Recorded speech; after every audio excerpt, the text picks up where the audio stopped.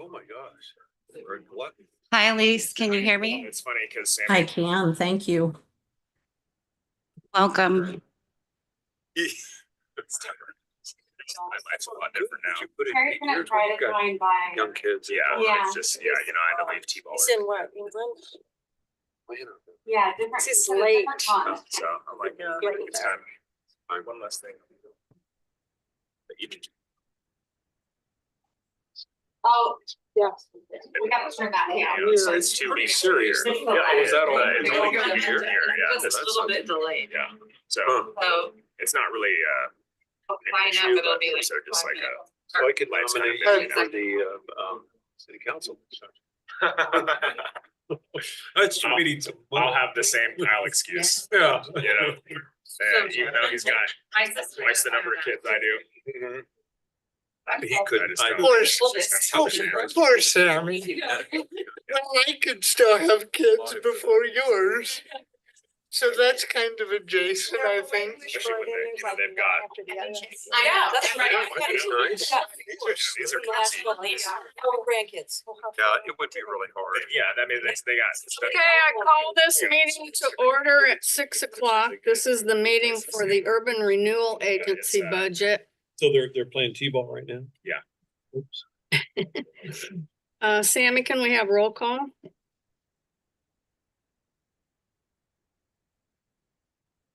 We can. So we have Alan Wells, Here? Kathy Engelbretson, Here. John Lehman, Here. Claire Smith, Here. Jamison Bauman, Here. Donnie Myers, Here. Elise Laundry, Here. Laura Tryon, Here. Todd Waters. Here. Terry Dawson is not here. He may be joining us later. And Jeff Malam. Here. There is a quorum. Great, thank you.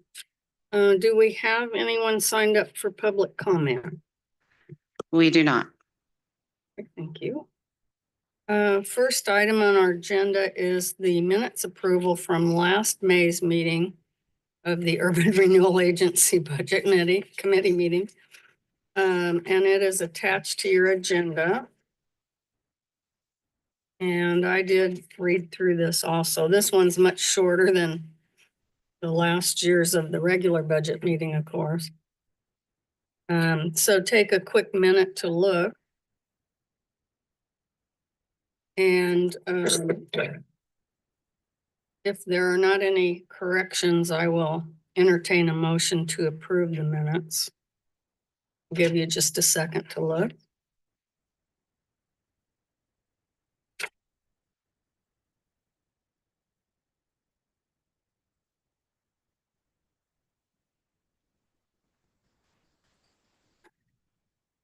Madam Chair? Yes. I move to approve the minutes as presented. Thank you. Do we have a second? Second. Okay, any discussion before we vote? Okay, all those in favor, aye. Aye. Opposed, nay. And anyone abstaining? Okay, great. Those have passed. So next will be the budget message for this budget, and I'll turn it over to Adam for that. All right, thank you. The Coburg Urban Renewal Agency, the URA, is a pretty straightforward budget. I put together a page of mostly some history on how it came to be, what urban renewals are, and what this specific urban renewal was created for, which is, as we've talked about before, primarily for the wastewater. So an urban renewal can only be created if there is blight by a federal definitions and federal and state. So the lack of sanitation and septic system was met that criteria, and that's what kicked this urban renewal agency into gear back in 2001. It started contributing funds to it. Urban renewal itself does not have any debt. Rather, it takes its property tax revenues and provides a contribution to the city, and the city has the wastewater debt. So the urban renewals can take on debt, just for whatever decisions were made earlier. it was chosen to have the city have the debt and the URA contribute its tax increment financing property tax revenues to the city. So on the budget message page, there's a little table on the side that breaks down the various payments that have been made over time. And as you see, the last 10 or 8 years or so, it's been a fairly regular contribution. And those really are really a factor of the property tax annual flow. So you can't contribute more than what is coming in. You can't go negative in the fund. So that's really, and you see that kind of creep up. So last year, as you saw in the minutes, was a proposal to up it from the 375 slightly to 400, and in the proposed budget, it moves to 500. I actually, looking at this budget message compared to the yes, in the future years, we moved it to 600. It was really close to breaking even. So what the goal was, kind of from a policy standpoint, of course, we're only approving this 500,000 this year, this budget, but the future years, the goal is to at least right now, until we do some more investigation, is to maximize the annual contributions to the wastewater fund, to up those fund balances as much as we can. It doesn't do any good necessarily to sit there and go longer. There's a maximum not indebtedness, but a maximum contribution limit of 9 million for the URA. That would be in fiscal 29. Would be the final payment. So there's a few more years left. This budget is pretty straightforward, upping it from 400 to 500 of the contribution to the wastewater fund. And it also includes some professional services for some investigation about being prepared for its closure in a few years, and looking at, are there options, opportunities, other things that may be interesting for council to consider doing with the URA. At a first glance, there's a potential of extending. We have to see what the legal ramifications are there. There is, you still have to show that that blight exists, and if it's met its contribution, it may be challenging to say that blight still exists because the system is in place. The amount of debt planned for the contribution of the URA would have been met, so it may be that it just ends.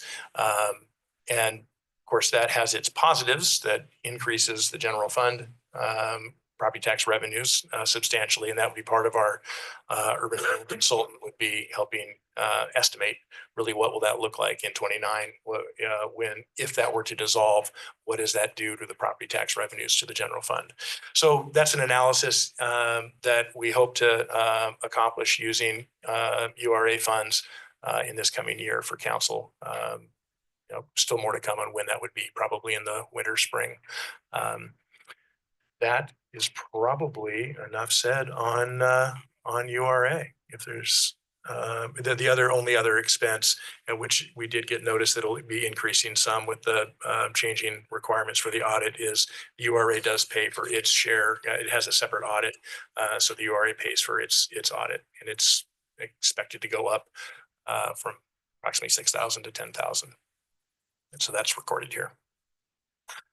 So question on the budget message, the chart to the right, the years 2026, 27, 28, 29, those dollar amounts of 500,000, 600,000, 600,000, and 470.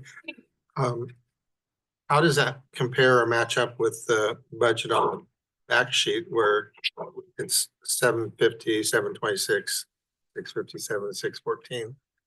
So if you look at non-operating, that line further down, those are the contributions. So that is those are the total fund balances.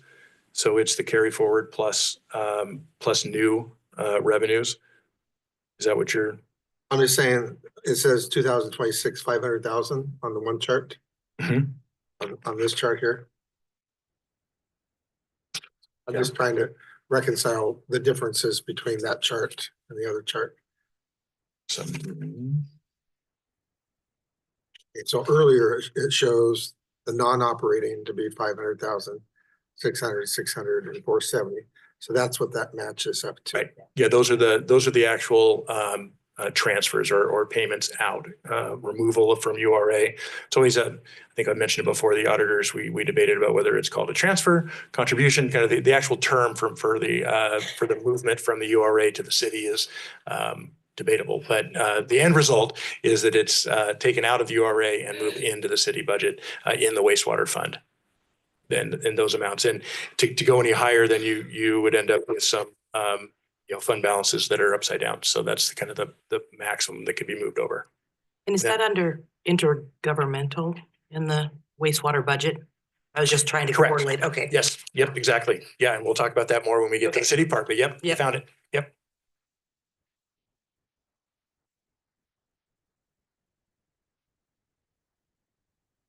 For the questions, I'll entertain a motion to approve the Urban Renewal Agency 526. Chair, we do have on the screen and actually on your printout, a suggested motion. Just there's a couple things that need to be in it, can be pretty detailed. I read. And that's just. Oh. Yeah. Okay, so what do I need to, do I need to read? Just anyone can make the motion. Just the motion is from you can check that out. Or it's on the handout of the slides as well on page 2 of the slides. I move to approve the Coburg Urban Renewal Agency 2025-26 fiscal year budget in the amount of $750,067 and approve a request for the Coburg Urban Renewal Agency Plan area for a maximum amount of revenue that may be raised by dividing the taxes under Section 1C, Article X of the Oregon Constitution and ORS Chapter 457. Awesome. Thank you. All right, so is there further discussion about this budget or other questions? Ready to vote? All those in favor, aye. Aye. Opposed, nay. Abstaining? Okay. That passes. The motion passes for that to go to City Council for approval. And I will close this meeting at 6:11. One down. All right, there's one. Now let's regroup our paper.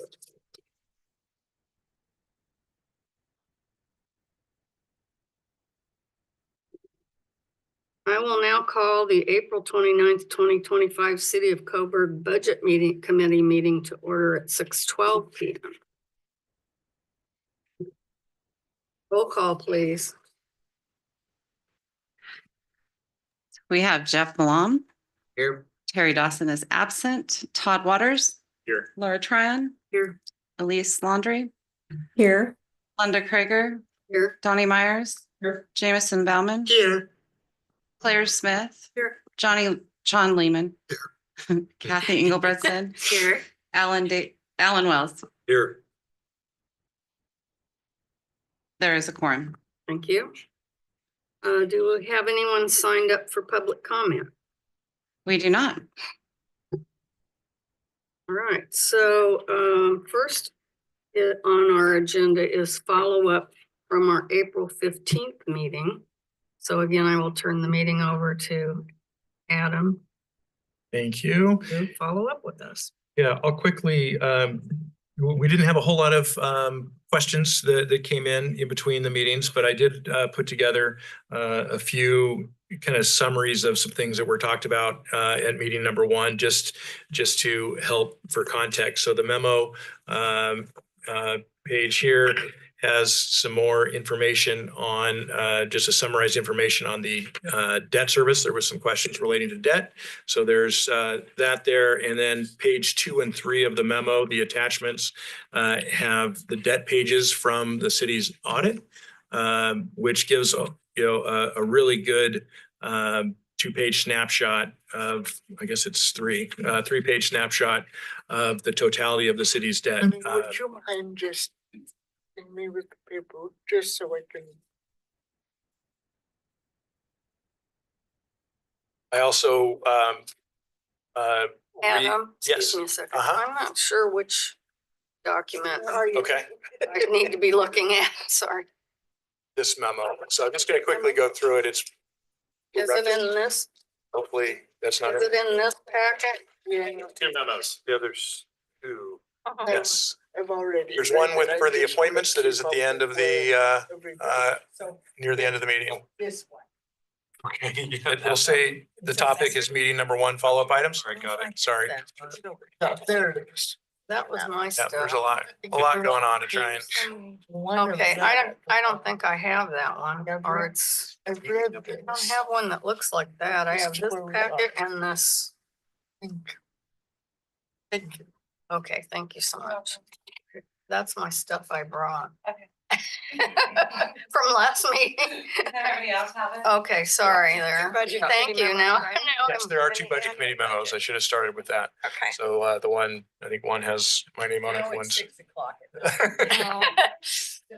It's mostly for background and we did send it out Friday. But just again, a summary of the citywide debt and broken out by the 4 funds. And then more of the detail from the audit that kind of gives some information. The audit is all of those numbers are as of the end of last fiscal year. That was the last audited year. So they're slightly different since we've made some payments since then. And the budget we're going over tonight has next year's payments. So they're always a little bit different.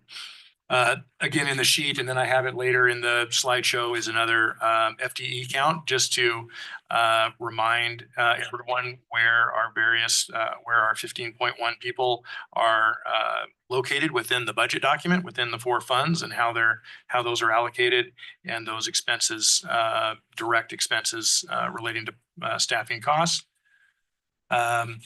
It was pointed out last meeting that we only had the general fund line item detail at the very back of the full budget book. So you will find a new and improved complete budget book. So this one is version 2 that we'll be working on tonight. There's a couple of other changes I'll get to when we go through it, but the line item detail is complete in the very back. And just a note on that line item detail is all line item expenditures that add up to the total appropriated expense, does not include expense carry forward. It doesn't include transfers. It's really purely the expense. So it's operating, debt, and capital expenses. So the number there is 6.6 million compared to the 12 million. So it is purely the expenditure line items.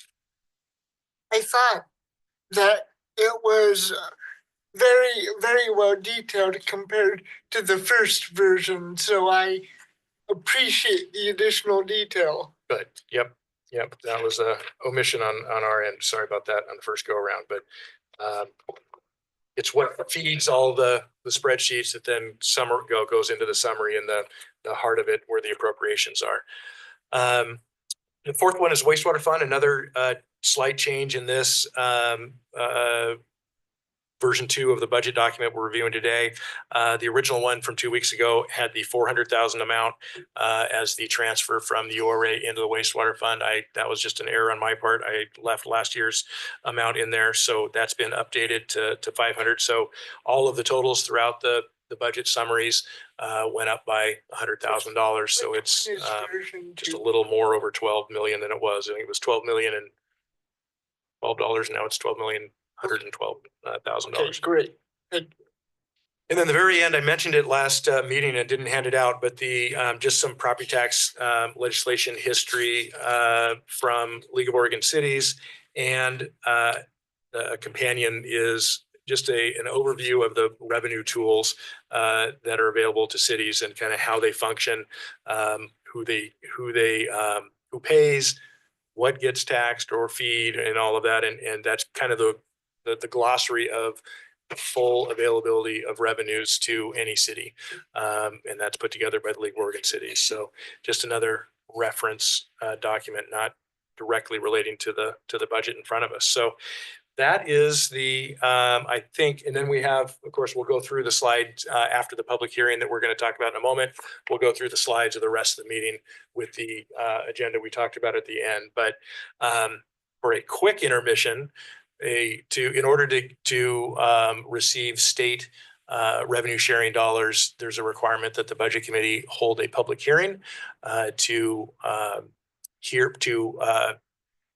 ensure that we're eligible for them, which the resolution in your packet does show that we have the minimum number of services to be eligible to receive state revenue sharing funds. That's gas tax, cigarette tax, liquor tax, those kind of things, and that the hearing is in existence by state law to allow the public to present and offer what they would like those funds spent on within the rules of the ORS.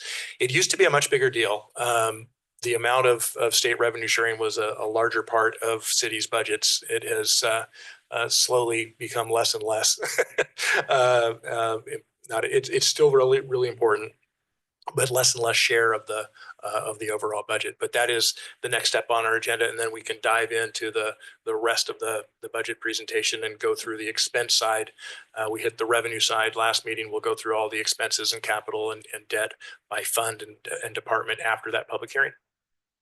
Okay, thank you. And are there any questions on the memo before we do that?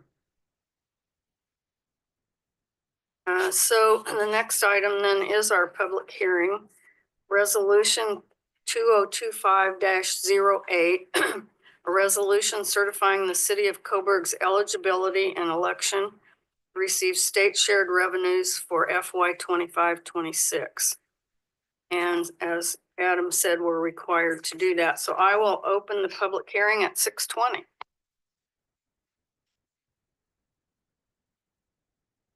And first in that is a staff report by you.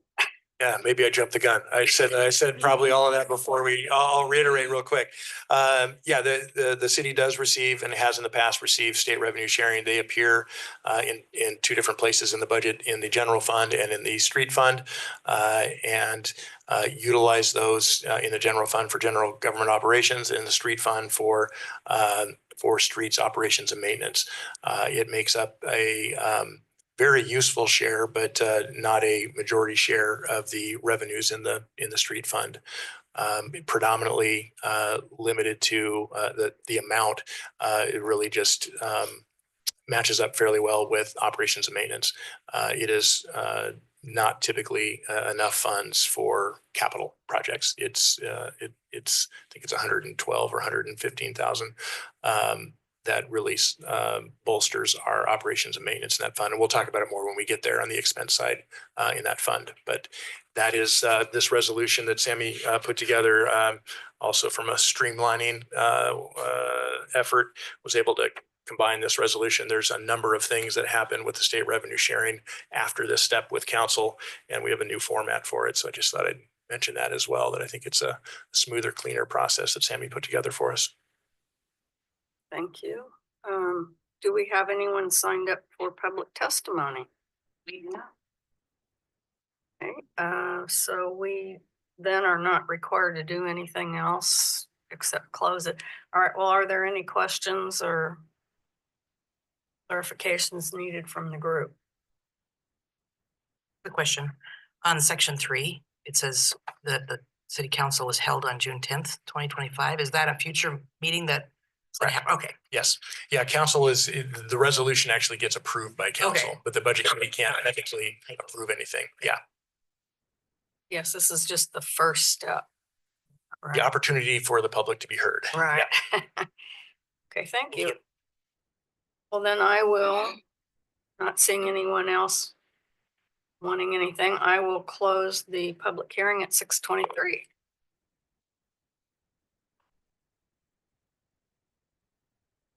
Okay, then next is going to be our fund department and program review of the budget.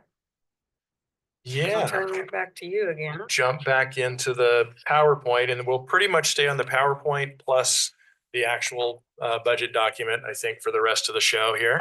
And then at the very end, we will talk about our budget committee recruitment and appointment memo and process that Sammy put together, and that's the second memo. We do have our full leadership team here in the way back. We need a spotlight or something over there in the leftover comfy chairs.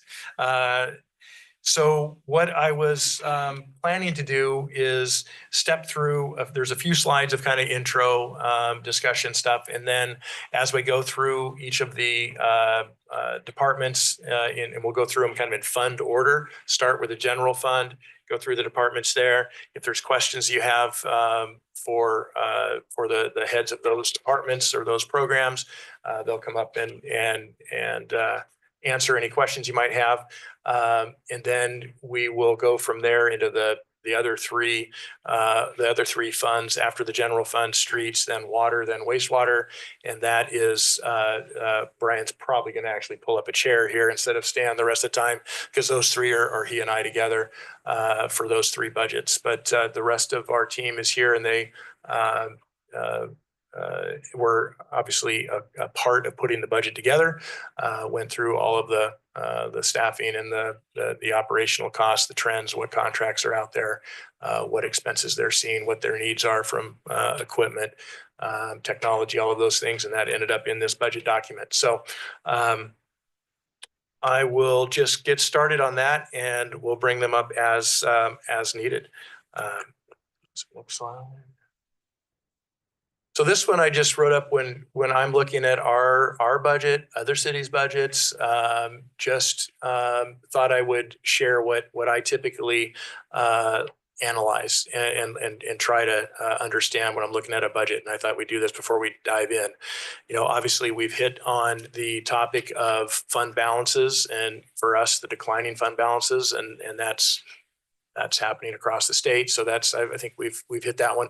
That's an obvious trend over a number of years to be looking at, to see the status of a fund's balance over time. The next one is related to that. It's operating revenues versus operating expenses. As you'll see in each of these funds, we have operating expenses greater than our operating revenues. And that in itself isn't the problem. The problem is if it's planned or not. If it's planned, that's fine.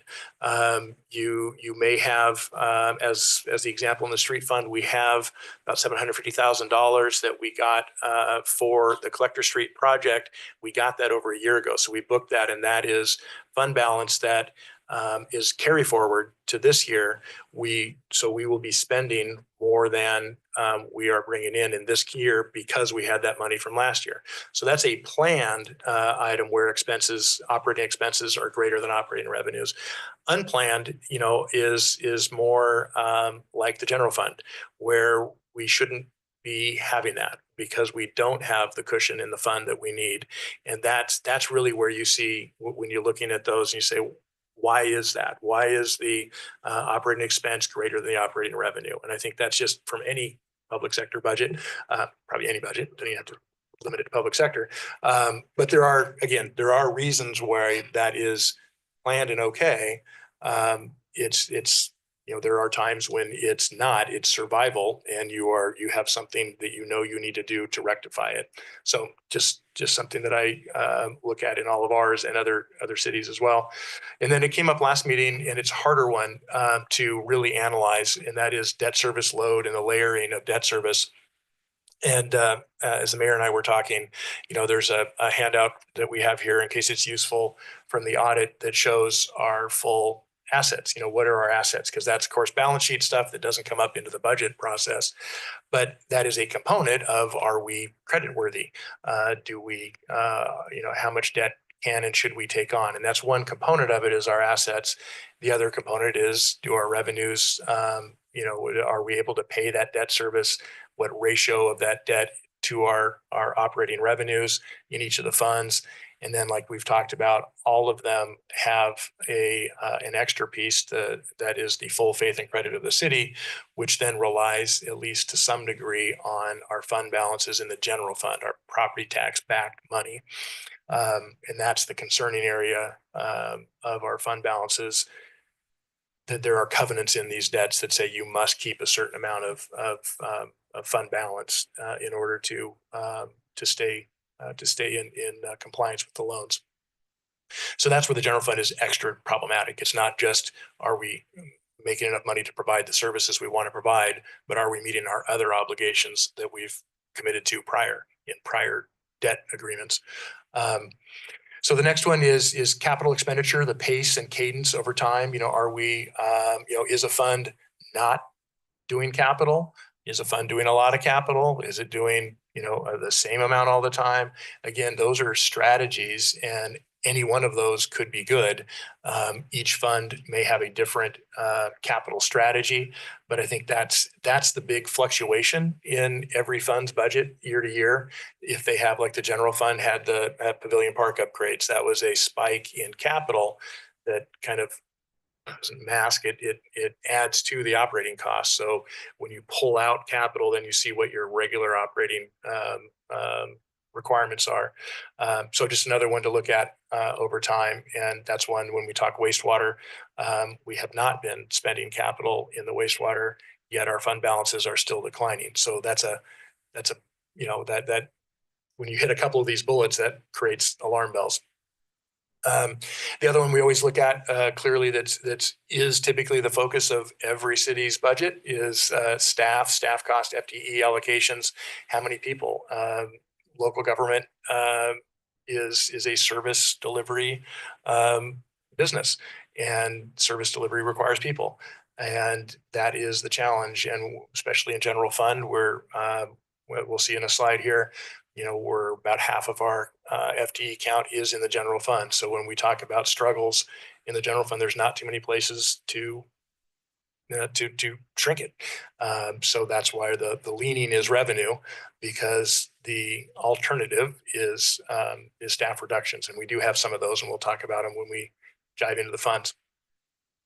Another category, that is really hard to see when you're looking at other people's budget, but when you're looking at our own unfunded projects and needs that we just aren't capturing in the budget, because we just don't have the funds, and we don't have a grant sitting out there. We don't have a loan package ready. We don't have those things, but we know they're looming, and they're, some are wouldn't it be nice, but most of them are actually in the, we know we need to do it. It gets more expensive by the year to do it, but we don't have any money. And those are, I think, really important to communicate to this body in general, but obviously super important to talk about with council, because that's the development of strategy and prioritization about what you do. How critical are those unfunded items? Again, we in future years, as we move forward, both in the capital improvements plan and in the budget, I'd really like us to build, and we plan to build this out more, where you will see in the budget more information about things that didn't make it in, that didn't make the cut because, for whatever reason, mostly because the math didn't work. We don't have enough money. So we'll talk about more about those really more in the future year, but it does sprinkle into the conversation tonight. And then really it's something that is harder for a budget committee and a council to see, but when we're developing, and I'm pointing to our team behind, when we're developing our budgets, we also are always looking at regulatory trends, and those rarely seem to loosen. They layer more on top, and in areas that you really sometimes aren't expecting. Sometimes they're coming. Storm drain regulatory stuff is going to come, or it's come already to bigger cities. We're below the threshold, so often smaller communities, those regulatory things, we get a little bit of a reprieve in time, because the bigger cities have to take it on first, and as it rolls down, we eventually get tagged with some regulatory component as well. And some we're not. It doesn't matter if we're small. Wastewater and water, we are operating under the same regulatory requirements that large cities are, and that is challenging. That is taxing on a small staff. We're really good at it, but it's hard with a small team. So regulatory trends show themselves here. Sometimes they're there's not a line item that says, there's this amount of money because of regulatory. They're embedded in the staffing and in materials cost. different chemical things, what other equipment we have to upgrade to. When something breaks, you can't often just replace it. You have to replace it with what's legal now, not with what was there before. Unless Brian, he does occasionally work some miracles and MacGyver some things together. But regulatory trends are important, but they're not as easy to see. Next slide. And here's the layout. It's in the budget memo as well, and it was in. I put it in last slide deck as well. Just a reminder. That's the allocation. Roughly half reside in the general fund, and the way and we're distributed. I think I talked a little bit about our staffing allocation, where in the Public Works Department there is a person primarily assigned to each of the 4 categories, and then they're sliced. They have a 70% to one and 10-10-10 to the others, is how we allocate that out. Next one. So we'll kind of here's a different bullet list kind of thing of our org chart, and really is the makeup for the rest of the meeting. Funds, departments, and programs. So as I said, the general fund has a lot of us in it and a lot of different functions, and then so I listed out the primaries in there and have some materials to go through for each of those 6 bullets, and then slides for street, water, and wastewater. So maybe before I jump into what I've kind of got pre-packaged of highlight, well, I'll ask the question maybe of the chair. Would it be useful if there's any kind of preloaded questions for departments, for our department heads, or do we want to start with it and just bring them up as things arise? And there's some that I can answer, there's some that I can't, there's some that might be best answered, even if I can, best answered from them. Do you have a preference? What do you guys think As they come up. as they come up? Great. Everybody okay with that? All right. Cool. Didn't want to assume that, but seems like that'll work really well. So yeah, this slide, before I move on to the details, if you look at the enterprise funds, or more the utility funds, the non-general fund, they have kind of the similar package. There's operations and maintenance, capital improvements, and debt. Those are the expense categories, and the revenues are similar but a little different, and we talked about those last meeting. I highlighted a couple of the revenue things just as a reminder when we get to those slides, but those operate fairly similar.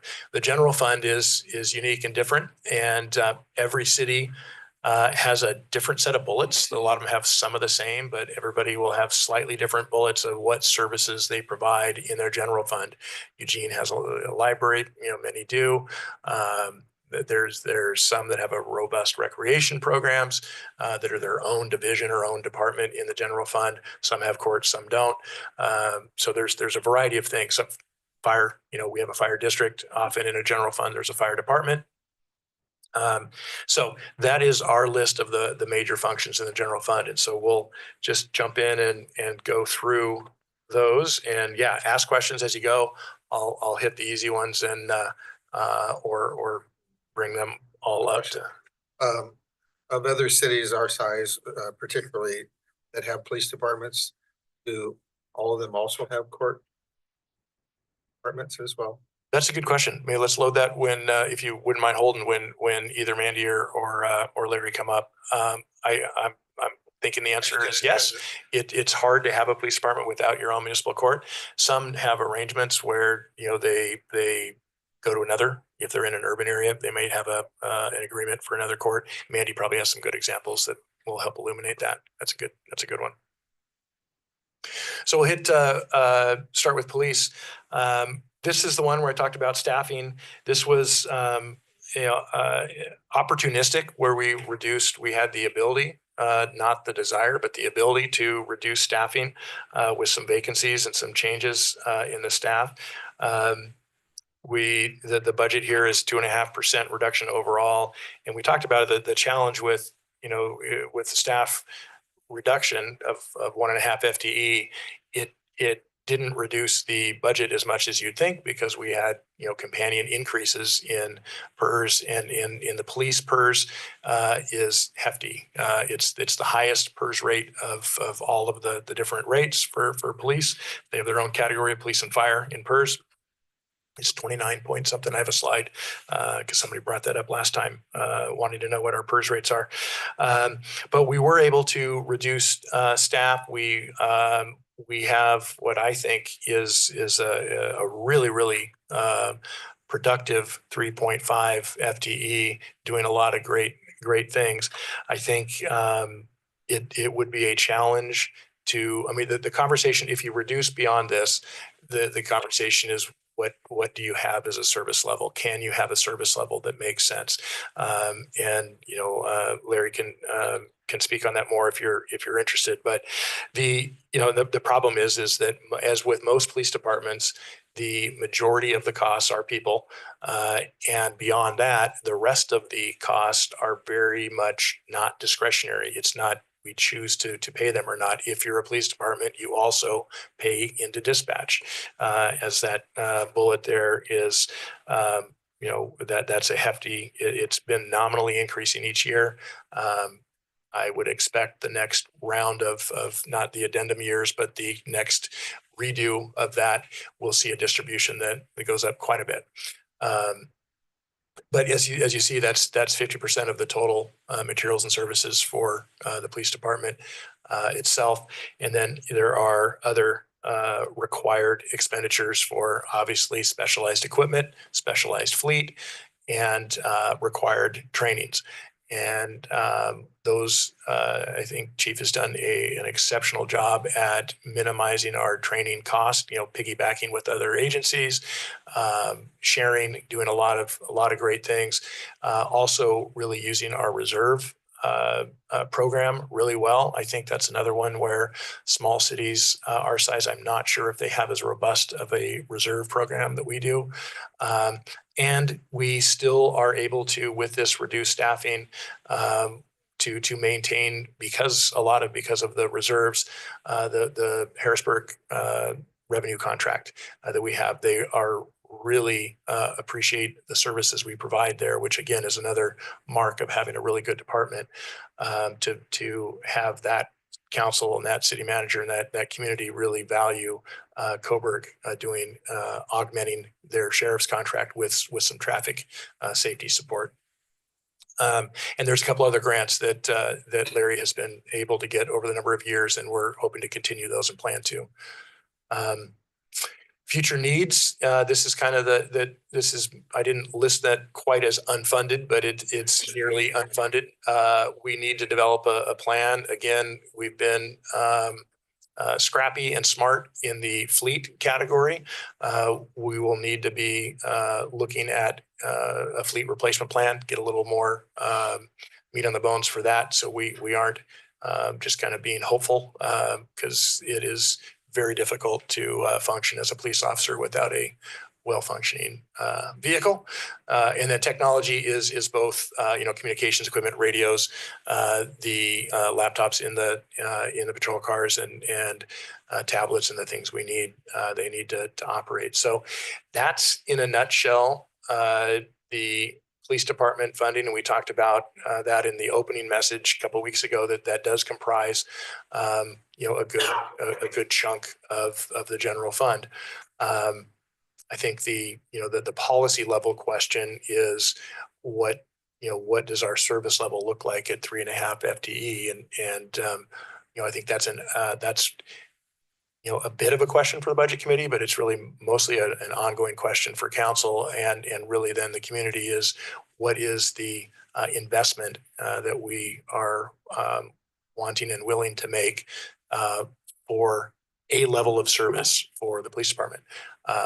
We are squeezing a lot of great stuff out of just under 800,000. And, we can run some comps and look at other cities. Most of them are, doing sheriff's contracts, which, is I could talk for 2 hours on the pros and cons and the differences that the good and the bad, and the costs. Those aren't necessarily the lower cost alternative that maybe 20 years ago they were. Almost for sure aren't. But most of that's for another time. I think what we have tonight is really a contained, constrained police department budget that slows our eating into fund balances in the general fund. And that's the repeat that we'll hear in all these programs and departments as we go through. The goal was to stop that slide and eating away of the fund balance and turn it back around. And we didn't we didn't hit all the way neutral and head up this year. It is a must for next year. We've slowed that a lot, and we have a lot of work to do to do the next round. Not really a question, just an observation. With the police department reduction of 1.5 FTE, the current 3.5 is about 181,000 per FTE. I'm assuming even if it was just 100,000 for the 1.5 reduction, if we had that 1.5 in this year's budget, it would balloon from 635,000 to 785,000, almost a 24% increase. What would be the projection in 27 in terms of this one just reduced slightly, but it seems like in 27 it's going to be a real issue. Yes, you are correct. The PERS rate, and healthcare and all of the things go into it. You're right. This is a 1 year thing, and then it trends back up because we're adding those costs to it. You're adding those costs to fewer FTE, but you're right. And that is part of that conversation moving forward is how do we fund that? Because that for sure will outpace revenues in the general fund, the revenue growth in the fund over the next year. And that's really that slide, that I showed at the very end of last meeting with a really wordy flow chart and colored squares of where we are. That's part of the revenue subcommittee conversation. That's, are we talking operating levy? Are we talking a fee on utility bill? Are we talking, what are we, what are we looking at for the future? And that is this coming fiscal year conversation, because you exactly nailed it. Part of those things, those focus areas you look at, if we don't, that will trend that fund balance the wrong way into a territory we just can't be in. I have to say, this is probably the most difficult aspect of the budget, the police department, because it is such a, to use an expression, you're damned if you do, you're damned if you don't, almost, because everybody recognizes the value of the police department. No one around this table would dare dispute that, and I haven't met a single person that disputes the value of the police department. And I think Chief Larson does a great job, and I want to put that on the record, that I think he does a great job. However, you look at the numbers and it does make you sit back in your chair and think, ooh, this is tight, isn't it? So I think, as painful as that conversation might be, it is a policy conversation that the council needs to continue to have, and have it honestly with the community. Because this is, more than any other aspect of the budget, probably the most razor thin issue that we will deal with. It's got a lot of consequences either way. Summed it up perfectly, in my opinion, yes. And that's where you can have a special levy for these services. You can do an operating levy. It's a 5-year levies, and that's part of that. That is right now in the cusp for the revenue subcommittee. There's 3 phases of their work. They've completed the utility rate stuff. And we're in the process next month at council. We get to the next stuff is the park and open space fee that helps bolster the general fund and in the parks area, because that's another one that is, you know, fully reliant on property tax general fund. And then that third piece is these longer term kind of systemic fixes that are bigger, that have more challenging solutions to them. And that definitely an operating levy is an involved element, and it comes back every 4 years. You got to be thinking about it again. For that 5th year going out to vote. It's probably about 3.5 years. You have to really be ready and put that forward. So yes, but that You have is, it on your calendar. we have it on our calendar. Yes. Yep. And really there's a lot of variables to that, you know, and we'll definitely be diving into that. You know, it is one of the tools, and that's where the handout from the League of Oregon Cities, that revenue matrix at the back there, I think it's a handy read because it does include local option as one of those. It kind of spells out kind of what it does and how, you know, that you always have to look at who is paying, how equitable is it for what kind of service is it funding, what ratio of that service is it funding? Is it funding all of it? Is it funding part? You know, what is kind of that policy package in the nexus of who's paying and where's the benefit? I don't want to go down a rabbit hole, but do you still have your general fund for your police department as well as the special operating fund, or is it all get taken over by the special operating fund? Depends on how you want to do it. Then we can supplant those funds for other general fund purposes. Right. Yep. There's all different flavors in there and slicing about, and there's strategy to that. There's, you know, what burden you want to place on the property taxes. There's also some stuff with, you know, there is less rules on it. It doesn't apply to the compression stuff, but there's some things that we would have to look at to see, you know, where you'd want to land on that ratio or where you'd want to consider landing. But yes, all those are available.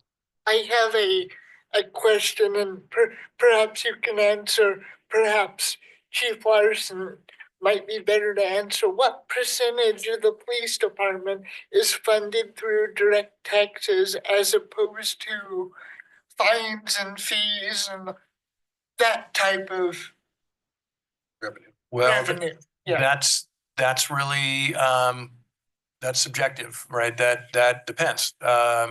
We don't allocate, you know, general fund. That's why it's a general fund. Is all monies that go into that general fund pay for activities that are eligible to be general fund activities.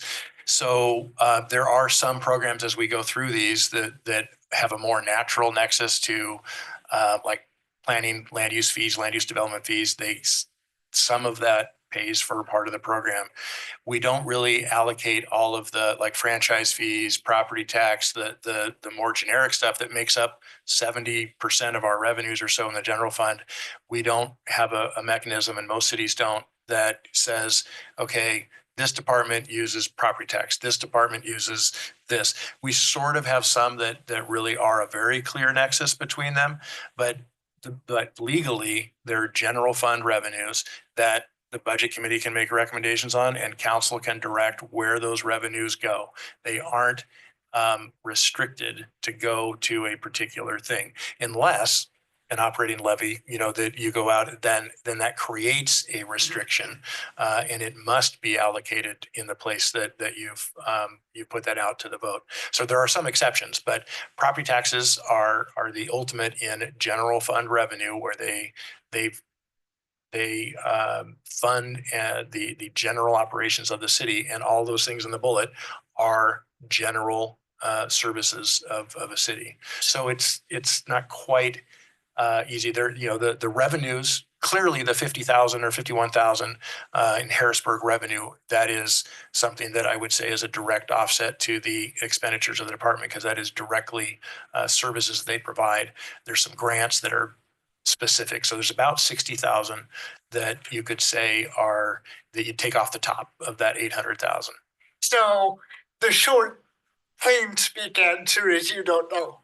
Well, it's I know how much money we bring in and how much money we spend. How you want to associate them and put them with Right. individual pieces is really subjective, and there's very little in the way of legal definition for that.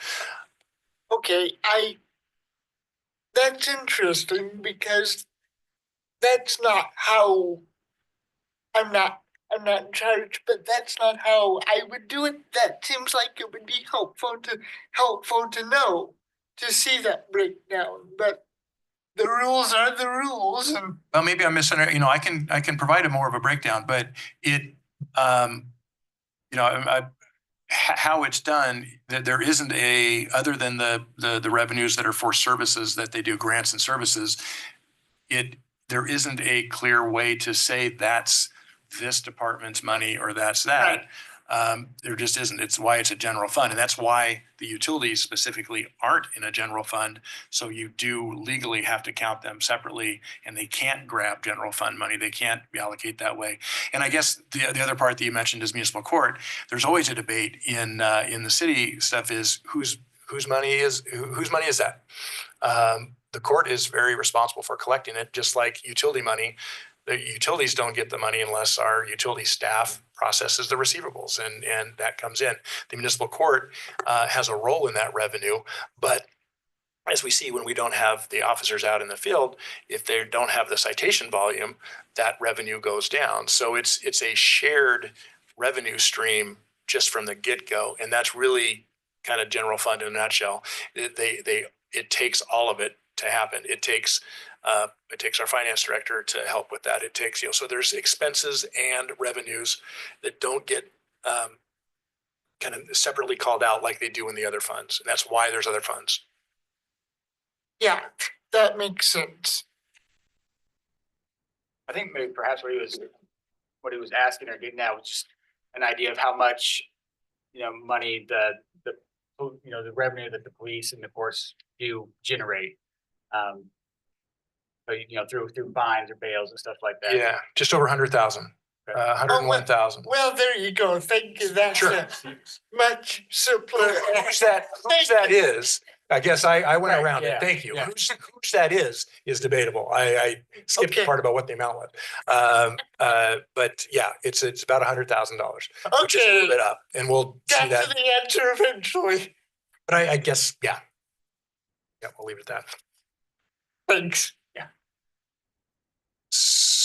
Questions either for me on the budget side or Chief Larson on any of the operating side for police before we move on to the next program? The quick one again on the Harrisburg, is that still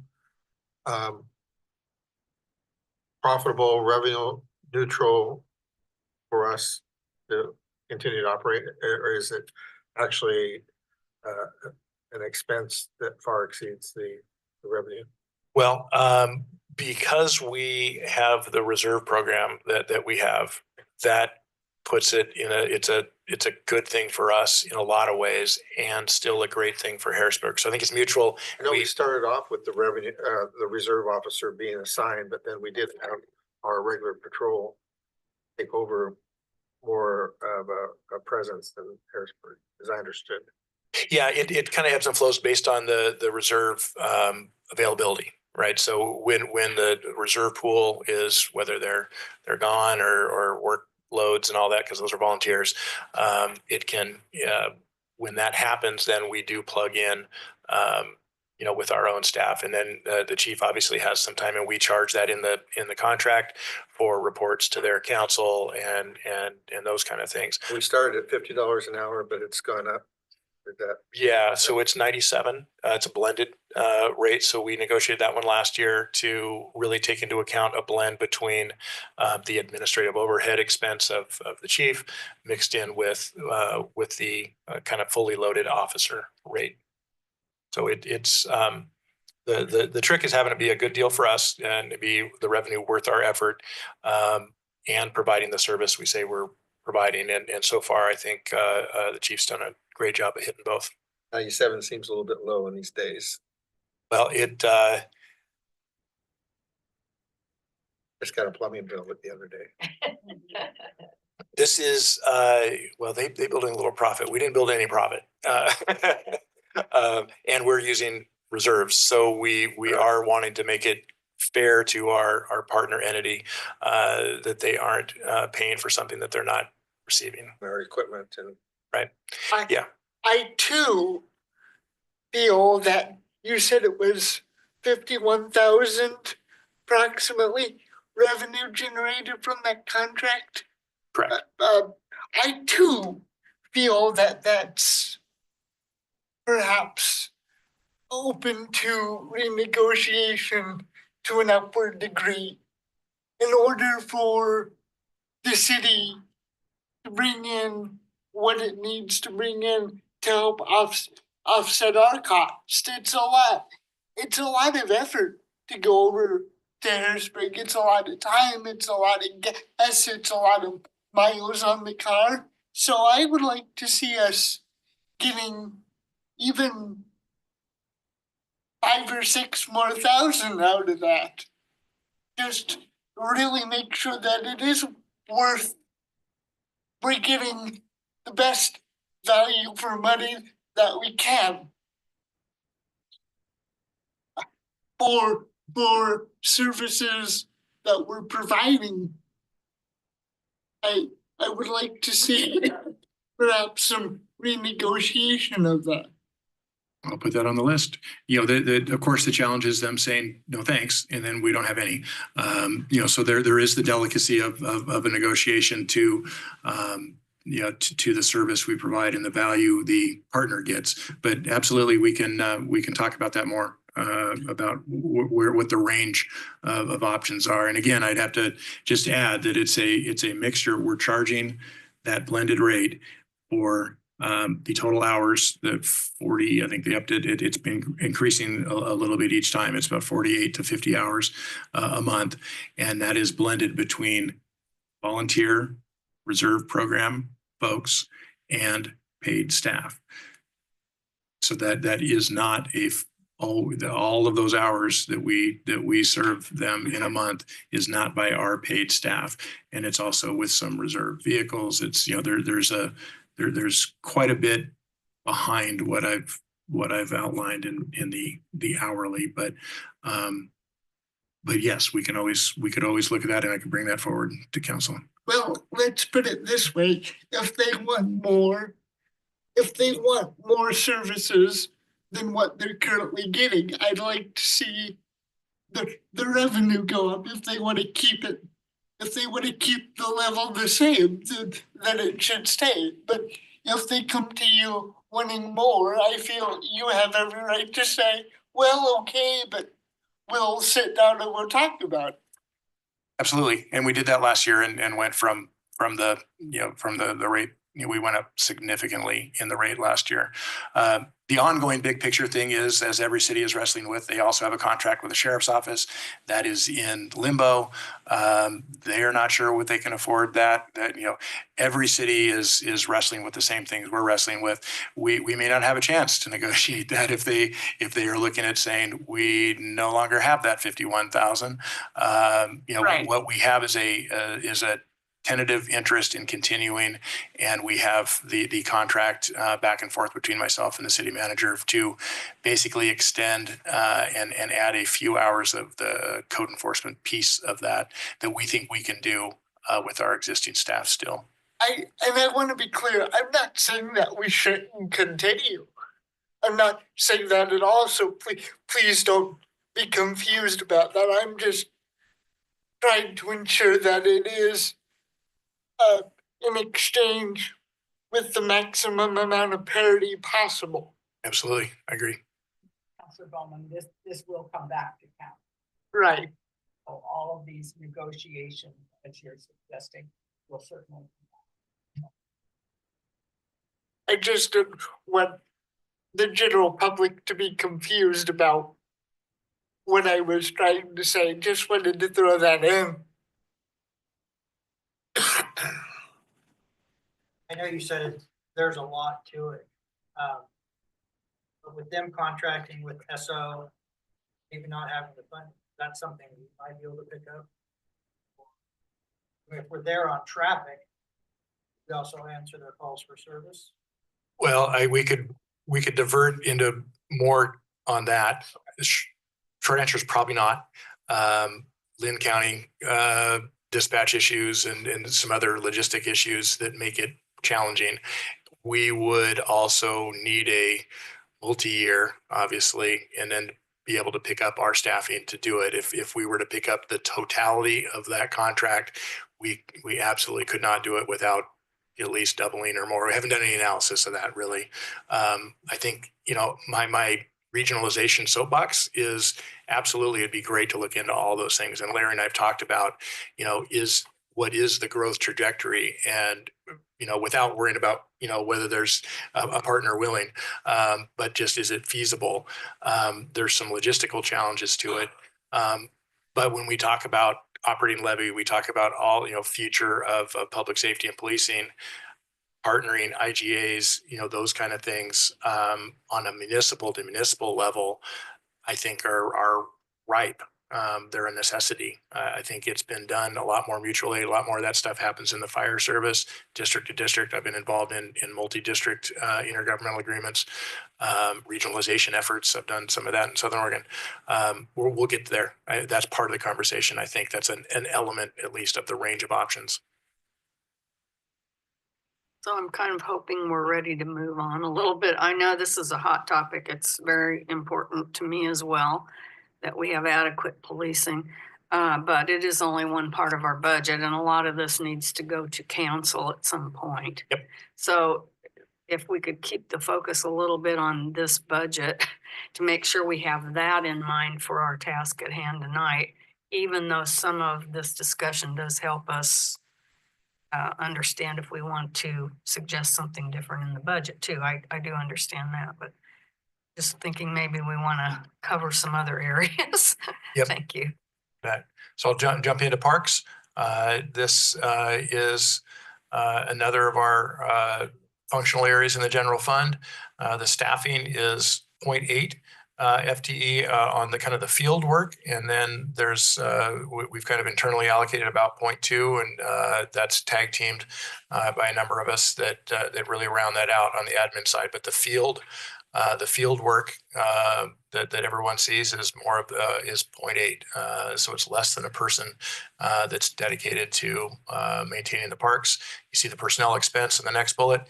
It is a slight reduction. We've kind of moved some of Brian's oversight work out of the budget in the general fund, and I've stepped in on that because I'm already allocated in the general fund. So that was a little shaving of costs since I'm already in that fund. We then reallocated Brian out and some of the admin side of parks. Primary budgetary changes, you see the capital example I mentioned, Pavilion Park, while a bit over budget, we're going to find out really where we are on that here in the next 2 to 4 weeks, what our totals are. But that the majority of that was in the prior 2 fiscal years, along with the revenue side that was the grant that went with that and paid for still a good chunk of that. We have very little capital in there for next year. That's a real challenge in a general fund is any sort of capital, and really capital in a general fund is parks and any sort of facilities, this building, any sort of general public building. We have a new restroom that'll add additional operating costs, both utilities and in cleaning and all of the things that go with that. And expanded some land area there with that park. And then we have a new one that we'll be doing some planning efforts on in the coming year for the Cover Creek Park. This budget does include the park and open space fee that we talked about at the opening 2 weeks ago. It is proposed and will be at council for first reading of an ordinance in May, next meeting. It's approximately $40,000 a year in revenue for a $5 fee on the utility bill. And then there is some revenue that we may see some increase in on facilities rental, but not a significant amount of revenue, and certainly has some administrative overhead to accomplish that amount of revenue. But the future needs, I think we have some efficiency opportunities with some equipment replacements, better equipment, but those have an initial capital cost. We need to, I've talked about this. We need to relook at our cost allocation plan and model for this. Parks does not pay for water, does not pay for equipment. Like a rolling stock doesn't pay for vehicles into the equipment kind of replacement plans, needs to. So there's some things that we probably if you back up and look at a full cost allocation for what this budget amount is not the total. Really, there's some additional auxiliary things that other areas are covering. That's it from parks.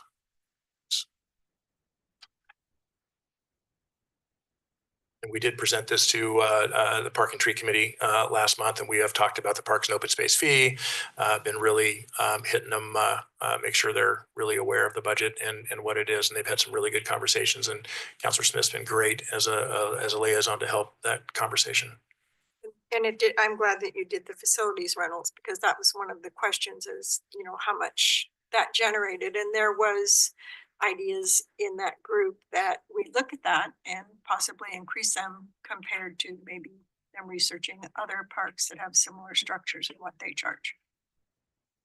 River Road area, places comparable to us. Talk about weddings. Yeah.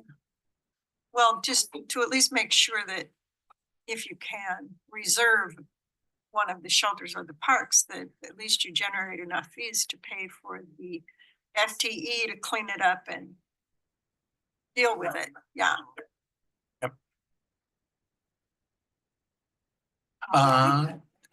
I put the next two on the same slide here, so maybe we'll pick up some momentum. Municipal court and planning are two other programs that are nearly the very similar, actually very similar in a lot of ways in their impact on the general fund. So municipal court, 1 FTE. Mandy runs the whole show and does an excellent job. It is back to Councilor Lehman's question. That'd be great to have Mandy come up and answer that. But a lot gets done through that municipal court, and it's got a lot of value it's a real tight thing between police and municipal court to make things happen. Total expenses are up. That's personnel personnel cost, technology. There's cost for prosecutor, judge. There's a variety of not super hefty costs, but they do add up. And there's the number from my bouncing around the outside of the question. Fines and bails, 101,000, projected 15% increase over 25. Even with the FTE reduction, we are seeing steady production. Now there is a policy thing, and I've been aware of the history, way back history, is that that isn't intended to be a revenue machine. It is intended to accomplish public safety and enforcement means. You want to have some cost recovery for sure, but that's not necessarily what it's there for. That's not its primary function. On the planning side, we have 0.8 of an FTE, which involved in a lot. I didn't put kind of in the at a glance part of the budget. Talks about, it highlights a lot of the things that Megan does for us here locally, and what's less seen is all of the regional work, regional transportation planning. There's a lot of state DLCD mandates that come down that we have to integrate into our codes. So right now there's been a heavy dose of that kind of work compared to development activity. There's always some level of development activity that's kind of hidden away. It's not the big prominent stuff. We have a few things that are starting to gain steam that we'll probably see some increased activity, but the primary, it does have some revenue producing. 87,000 is the estimate for revenue generation. It's typical for a planning department to have about a 50-ish% cost recovery. You really 70 is about the most you would want to have in cost recovery. You know, the development community should pay for the services they are using to develop, but they shouldn't necessarily pay the full cost of a planning program. Long-range planning is a general fund, a general government function. They should pay for current planning, not long-range planning. So that's how a typical ratios or fee schedules get developed, is current planning versus long-range, and you charge commensurate. The biggest expense, I put it in highlight because we just, Megan just got word, we've been bugging them quite a bit. Cottage Grove does our building program, building official, plan review, inspections, residential and commercial, all of it. So we have for a small community, by virtue of our intergovernmental agreement, we have a full service planning or a building department program, and they kept it flat this year. They've got a bunch of turnover happening, finance director, community development director. They've just got a lot going on, and I'm not sure if that's their choice or they just ran out of time and said, never, we're just leaving it. So we took that happy news. We had originally plugged it in at, I think, 92 with the normal increases. It is something that we are starting to talk with Cottage Grove about, because we pay that regardless of the volume of the activity. We pay, I think it's about 10% of the overall program. So they do a program for 4 cities, Veneta, Cresswell, us, and Lowell, and themselves. And it's based on, it's indirectly based on activity, but they also have to have a certain number of FTE, certain number of certifications. The building official, we're required to have an intergovernmental agreement with a public sector building official by state law. We can't, so there's some limits in how we can streamline that cost, but it's definitely something that we will be exploring this year. And I would imagine Cottage Grove is exploring themselves about what being a multi-jurisdiction service provider, kind of like our conversation with Harrisburg. They will probably be looking at, I would imagine, keeping it flat this year and saying, okay, now we know what we need. And it, as the PERS comment you made on policing, this might jump considerably, and we may have to look at, do we have other opportunities or other options? But so I just wanted to highlight that one. It was one of the few welcome news we got of it stayed flat. Regarding the municipal court, just out of curiosity, are the judge and the prosecutor classified as contract employees, or are they hourly employees like Miss Egbert and the public works staff? And are they contract or hourly? Yes, they're contract. So their expenses show up in the materials and services part, not the personnel. Okay. Yep. That makes sense. I was looking for that and I couldn't find it, so that explains it. Good. Yep. And they do, typically those for small, they do multiple multiple jurisdictions. Yeah. They contract work for a lot of different. Adam, on the planning, the building services, IGA with Cottage Grove, Coburg used to provide that service. Maybe I'll have Sammy answer some of the history. I know that there's been some other contracted with other agencies, not Cottage Grove, but I don't know the full history. Did we do it here though, at one time? We did not ever have a building official inside. Yeah, we had an engineer department did, and there were some state law changes that required us to have a building official within the city probably about 5 years ago. And so we had to look at a different contracted option because the engineer wouldn't work. Is this Cottage Grove thing new? Nope. Have we been with them? About 5 years. Yeah. Okay, so since 2020. Yeah, and it was some state legislation that brouhaha from other jurisdictions about contracting to build an official to private sector. There were some private companies that were doing that had all the certs and all that stuff, and they were allowed to be a city's building official. And state legislation changed that and required you to have a public sector. So we can do it by an IGA with somebody, but we can't go out with somebody that has a BO cert. Private, we can't contract with them. We have to go through a municipal one. And that was, about 5 years ago.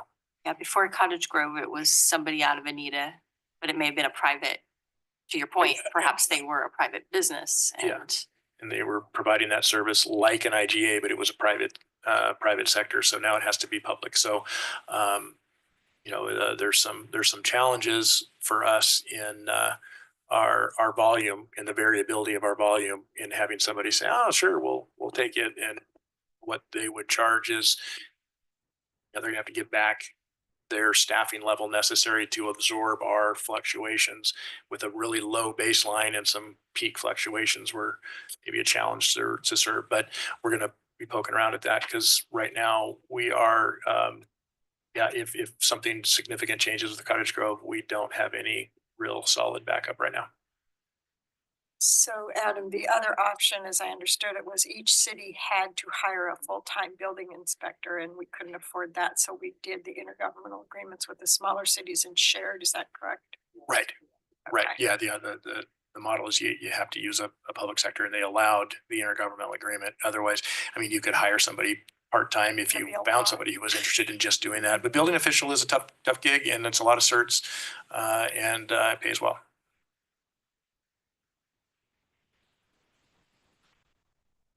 Okay. The next two are pretty innocuous, I think, and then we'll be done with the general fund. Economic development, there's no people associated with that. Functionally, that's tag teamed. Megan and I handle most of the economic development work, Megan Winter. And then we also, obviously, as you see in the expense side, there are two main expenses. One of them is with Coburg Main Street. That agreement, we executed that this last fiscal year through council to do a number of things, and as well as the lease of the building that we pay the lease, and then we have a sublease agreement with Coburg Main Street to operate it. And all of those are paid for with restricted revenues from transient lodging tax, which is highly restricted. There's very few things you can spend on it by ORS. There's some legislation making its way through that we've put some support in for that expands the allowed uses of transient lodging tax funds. When we're talking to the revenue subcommittee, that I think eventually it's smart to have a city tax. We get two different formulas of the county tax. One of them is much more discretionary on the county's side, and one of them is more formula. So it potentially could be subject to reduce, but no signs of that. So it's fairly stable, but at some point it's probably worth having our own city tax as well. We don't have a whole lot of tax generating uses right now, but sometimes that's the best time to put something in to have it in place. So since there's no dollar amount there, there's no revenue generated. Oh, it's in, it would be in the line item. I did not, I just put the category that it's lodging tax. I believe it is, there are two pieces. Right. Yeah. And there's two different formulas that are roughly 32 to 38,000 each. So we are at about, we're right about 70,000 in total. If we look at the general fund in revenues, they are, well, they're not, the revenue side, they are lumped in with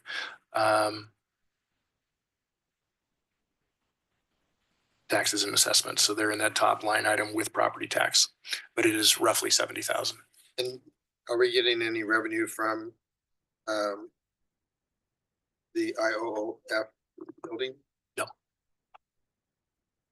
We share in some of the expenses, and they manage the activities there. So we don't have any administrative overhead associated with it either, though. And do we get any revenue from the Coburg Main Street agreement? No, we get services rendered that kind of handling the events. We have had much less involvement in the events. They are the lead for the events, and there's a requirement in there that four seasonal events for each of the 4 seasons, and then the newsletter. The Countryman is a contribution of the city, so we no longer in-house have that newsletter, and then we partner on a variety of other things. I think it's my opinion, very very fruitful in its early partnership, and a lot of future opportunities still. And did we get the lease extended for 5 years? It is a 5-year lease, so we are we're right about at the 2-year mark. So there's 3 more years.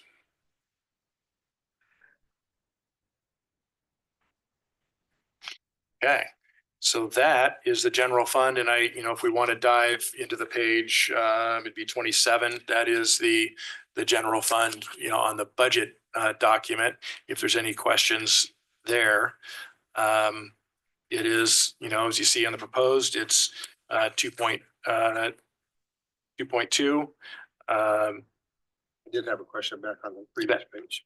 Oh, you bet. So on the general government administration, I'm assuming, I'm assuming M&S is material and services. Correct. I like that breakdown. I was kind of curious back on the planning at a 0.8 FTE of being almost 200,000. That'd be about roughly 50% for material and services. Yeah, and the majority of that materials and services is that Cottage Grove contract. That 80, is that what you? No, back on the total expenses. So the staff resources 0.8, total expenses about 200,000. Right. So 0.8 wouldn't be close to that. So I'm just assuming about 50% of that would be material services. Right. Okay. Which is that contract. Which is that contract. Yeah. Okay, so the 84,000 is part of the 195? Yes, that is the majority of the non-staff expense in that program. So there's staff expense, and then there's the 84, and then there's just a few little things. Part of that 195,000. Yep. Okay. And if you look at on page 27 of the budget document, each of the programs then have personnel services and materials. So for planning, it's just under 93,000 for staffing and 102,000, a little over 102 for materials and services. So 80% of that is a Cottage Grove contract. I just have a comment, speaking about this, on page, on the City of Coburg Budgetary General Fund. Mhm. Like, page 27, I was looking for the page number. Yeah. I just wanted to say, I appreciate how you've laid that out with the, the different kind of departments, and then the personnel versus the materials and services. I think that's and capital outlay. That's a really nice way to present the information. Thank you. Thanks. Appreciate it. Mhm. Yeah, there's a lot going on in this fund. Can be confusing. 27 is that what we're looking at? Yeah. And I did have a shot of 2 weeks ago at our meeting number 1 on the revenue side, but as that's on this page as well. And if you look at that, a little over half of the revenue of the general fund is property tax. So, that historically, all cities in Oregon, historically, that used to be a higher percentage. It is less and less of a percent of the revenue stream of a general fund these days. But that quickly shows the limits of what we can do to shore up and maintain our service levels there. But and then the myriad of things that we squeeze out of that revenue stream, of course, aside from the numbers from the value and the service provided, I do think that it's we get a lot out of that. There's a lot of good stuff that goes on that's shown in summary on this page.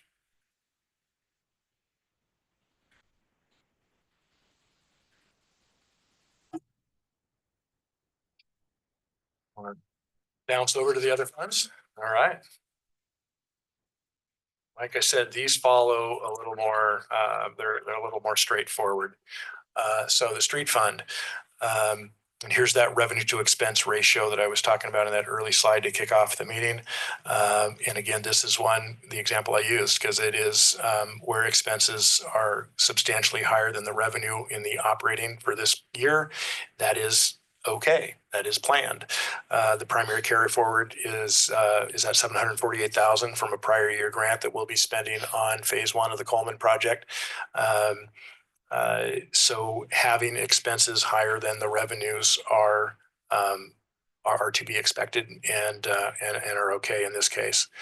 That isn't always going to be the case. We'll exhaust these funds that we have for capital, and then we'll have to be looking at the other way around and build that fund balance to be able to then spend or look at some debt to accomplish some things. Total FTE from that chart from before, 1 public works and 0.9 admin. There's the total personnel cost. And this companion piece then would be page 28 of the budget document itself. So to this slide. Primary functions, operations and maintenance. We have a street sweeper, paid cash for that a few years ago. So that's great. We do potholes, we do preservation work. That has been another one where we've seen huge increases in cost to do the same lane miles of crack sealing and seal coat, which is challenging. And then the ongoing is vegetation management. And we're really looking at how we can be as efficient as we can with that component. That is just pure labor.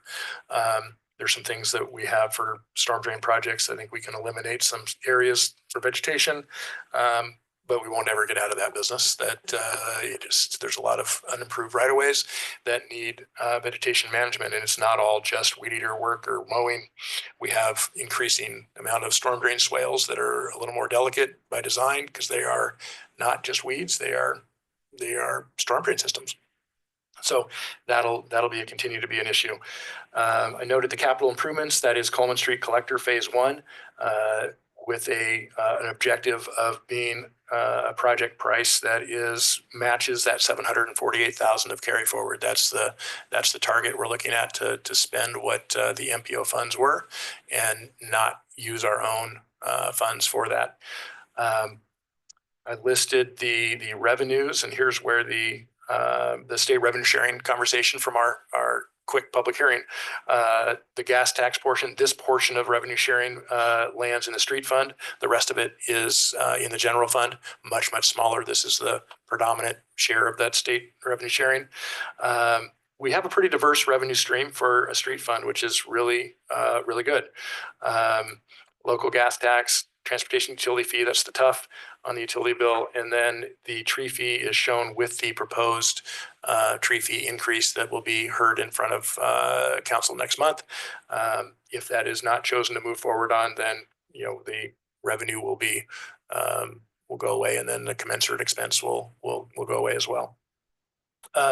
Debt service on this fund is basically one debt instrument that is a 10-year instrument that we're 3 years in. So there's 7 years remaining. This upcoming budget would be paid that 7th year. So after this budget, there's 6. And it is roughly right around that. It hovers, but right around that 115,000 mark. That was for Roberts Road, and I think that's a pretty smart strategy. Using about 2/3 of the TUF pretty much is taken up by that debt service, and I think when that one gets ready to be retired out, that's when you look at what's another project that you do another similar.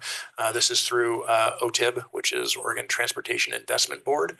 So it's a program specifically for street project debt.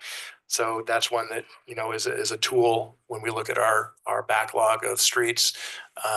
That's a likely one to try and shoot for that $1.5 million of a project, and started that up about 5 years to figure out how we do that. That reminded me that I think on that general government, I skipped that general government half of that slide when we were talking economic development. The other debt service, and the only debt service currently in the general fund going backwards, is this building, City Hall. It's about $30,000 a year, and it's out there for quite a ways. So it just reminded me that I missed that element. So in a nutshell, page 28, that is the street fund. We could do more street preservation work with more money. We could, do more street reconstructions with more funds. We are actively, it's due tomorrow, working on submitting the next round of the ODOT small cities allotment for cities under 5,000. There's a program, $250,000 max. Council approved us for moving forward on a grant there. So that is shown here. That's one because it's not a for sure, but it is more likely than not. So when they're more likely than not, we have a good shot. We include it. If we don't get the grant, that revenue goes, and then we don't spend 250 worth of capital. It's pretty typical that that only gets spent if that grant gets awarded. Where do you have that 250,000 in capital shown? It's embedded in that 800. So the 800 is our Coleman plus that, and it's also likely that that one would probably split years. The 250 may split years, so we would be rebudgeting a portion same time next year. But we'd know more in our timing by then.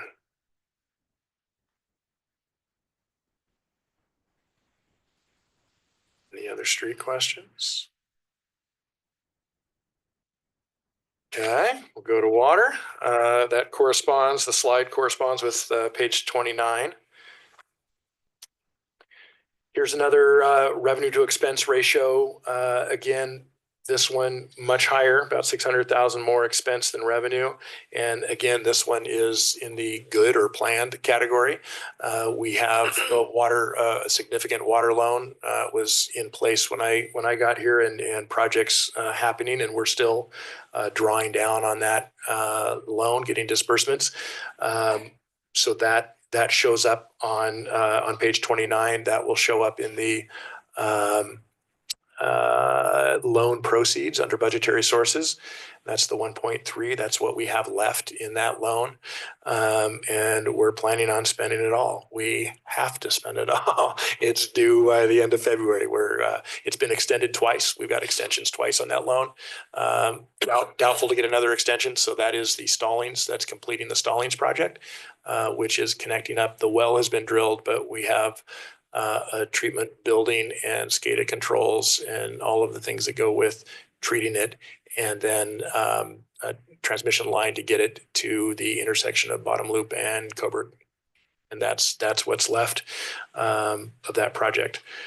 And then that water loan will be done. And you'll see in the debt service in the future years, I think I noted it in our debt service slide, the 80,000 this coming year is the final payment on that. It was a refinanced note. And then right after that, we have the water loan that we're getting disbursements on will turn into debt service, where we have to pay the one-time accrued interest for the 4 or 5 years that we've been drawing it down with no interest. So we have a one-time accrued interest bill, and then we have our annual debt service that goes on and on. So you see that 175 under interest is just that 1 year on fiscal 27, and then we drop it down to the regular amount of interest and principal in future years. And that one will, I think it's a 30. It's a long one. 2055, yeah, 30 year. And is this the loan that has the forgivable component to it as well? I think Correct. It's 87 or 88. It's 780,000 or it's in a Yep. Thanks. I knew it was something with an 80. Yep. Yeah. Yeah, so that one, as all projects, and we've talked with council, what was expected to get out of that 5.5 million, ended up being less because the costs skyrocketed. And so there's more left on that list than was originally anticipated when this loan started, I think in 2018, 19 is when it was executed. So it started in 18. So it's been a long time, and project costs have gone crazy. So we got less done with that amount of money. Still really great, important infrastructure projects in the water fund. And, it is one of the healthier, it's the healthiest, I think, fund from a fund balance perspective that we have. Went back to the slide to make sure I didn't miss anything. It bounced a little bit. On the revenue side, it is overwhelmingly, as they should be for utilities, on customer rates. That is what drives the revenue here. that's what, 90, whatever percent, that's the vast majority. Did a rate increase. I think we're right now, until we relook at and looking at the unfunded capital, until we really do an update to our master plan, we'll know whether or not what our rate modeling will need to be, what kind of a rate increase trajectory we'll need to have to cover the needed new capital. One of the bummers is that storage tank seismic retrofit. The BRIC grant, which is a FEMA program that is natural hazard mitigation eligible projects, that is, gone for. It's gone. So it's even projects. There are two cities that I'm very familiar with had $40 and $50 million in awarded BRIC funds for their water treatment plants, $80 to $100 million plants that got yanked. So their whole funding just crumbled. The other parts. So at least we weren't in a position where we were already committed, where we had spent money, we had gone further. But that was the likely funding source for that seismic retrofit project for our two tanks. So we're really at square one about what funding sources might be out there. Unfortunately, this kind of moment in time, it was already sketchy for grants on infrastructure. It's, more like no way grants are happening for a while. Loans are not so sure. The external funding, whether they're loan, grant, or otherwise, is just really not even able to comment much on right now. Just don't know. It's just a bunch of shrugging about what may or may not happen. So I think in a big picture, we're okay because of where we are in our capital kind of flow of things. We could be much worse off. But when we look at water and wastewater in the next 2 to 3 years, the federal climate is going to be important to what we can accomplish or not. Are any of those regulatory requirements? Not yet. Based on? Not yet. That's a great question. Yeah, not yet. And that's what we have to evaluate when we look at our master plan, which ones become that the soonest. Yeah, it's a great question. Mapleton is one of these cities that had grant awarded, and we all know that Mapleton.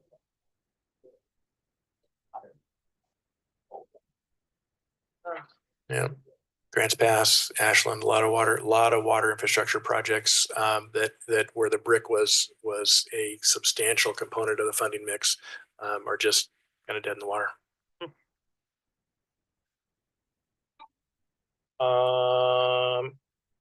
Questions. Let's see. Page 29 is the corresponding part with water. I'm trying to see if there's anything else that I haven't talked contingencies. We have embedded $200,000 in contingencies, same as last year. We don't think we'll need those. We have some small budget transfer coming to council for some personnel service calculation errors on my part, but very slight, that I don't think are going to use contingency. If they do, they're in the 10,000 range, not anything substantial. But generally, we have built in what I think are legit contingency amounts, with the exception of the general fund. That probably should have a higher contingency. It was 50. It's better than 0. We don't have capital there. We don't, it's an okay amount of contingency, but it probably should long-term be more like 100, but we're okay. Okay, last fund. Wastewater, so the corresponding page, whoop, there's a blank on 30, 31, that was me. So here's another revenue to expense ratio where we're really close, and that again is probably one that I would say it's not, because it's so close, it's not terrible, but we don't have a good reason for it. So it should be flipped. It should be the other way. We should be putting a little bit away as we get ready to spend capital in the next 2 to 3 years, we'll have some more significant capital. So we need to reverse that a little more. That's not a huge alarm, but it's not where we want to see it.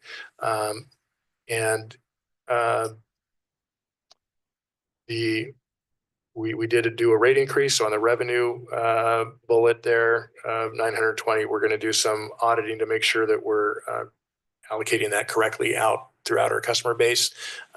It's a bit complicated. Wastewater rates always are. They don't look complicated to the customer, but when you do equivalent EDUs and how you apply those EDUs, especially on the commercial side, and you use your seasonal water use comes into resetting those every year. It's actually a pretty complicated component of our utility billing system for a flattish fee. It seems simple, but it's not. So we'll be looking at that just to make sure that we are charging all customer classifications correctly for that. Here's where you see the URA contribution of 500. So that makes up a good chunk of the revenue. So when we think about a future with that not there, that's that goes along with the slight fist in the air for additional general fund revenue, but the reverse of that is really negatively impacting the wastewater fund. That's 3.5, 4 years out, but in the next year or two, we're going to have to. That's why we're doing some of that URA consulting money to really understand what the options truly are there, because it is a big impact to the wastewater fund, which of course has a big impact on wastewater rates potentially. So that's and really on that future needs, post URA debt service plan, what does that look like post URA and at least maybe post current URA? We'll see what ends up there. And we are due in the wastewater for a facilities master plan. The plant is 12, 13 years old, runs like a champ. Brian runs it exceedingly well. We have a unique system where it's a step, septic system. So the solids do not go to the plant like many plants. So the membranes do a really good job, but those are already beyond kind of standard life, but that's okay because of our unique stuff, but that's going to end. So membranes are 100 or 200,000 a shot. So just regular maintenance to that fairly high-tech, boring looking, but high-tech building is they're expensive. And we really need to figure out, what order, similar question to the water side on the regulatory, which ones are going to be our must and which ones are smart, but not must, and kind of order that with that facilities plan. And then our cost of service study needs to go with that to match up with future debt. This one is our higher FTE. We do have, in addition, Brian has the certifications to run the plant. He is our state documented on record of I'm losing the acronym of what that is. URA, something like that. He's the guy, but we do have a recent hire who also has, we specifically looked for and procured a new staff position that has the same certs, and that is going to do us well in this fund, because it is that position. We really need two people, one to run the plant, one to run the collection system, the field work. That's a very volatile and temperamental system, and then Brian to manage it some, and then the rest of public works. So that's where the staffing, if you look at how public works is distributed there, it's heavier here. So we have a higher staff cost here. It's a more technical, there's more lab work, there's more submittals. There's just a lot more to monitor.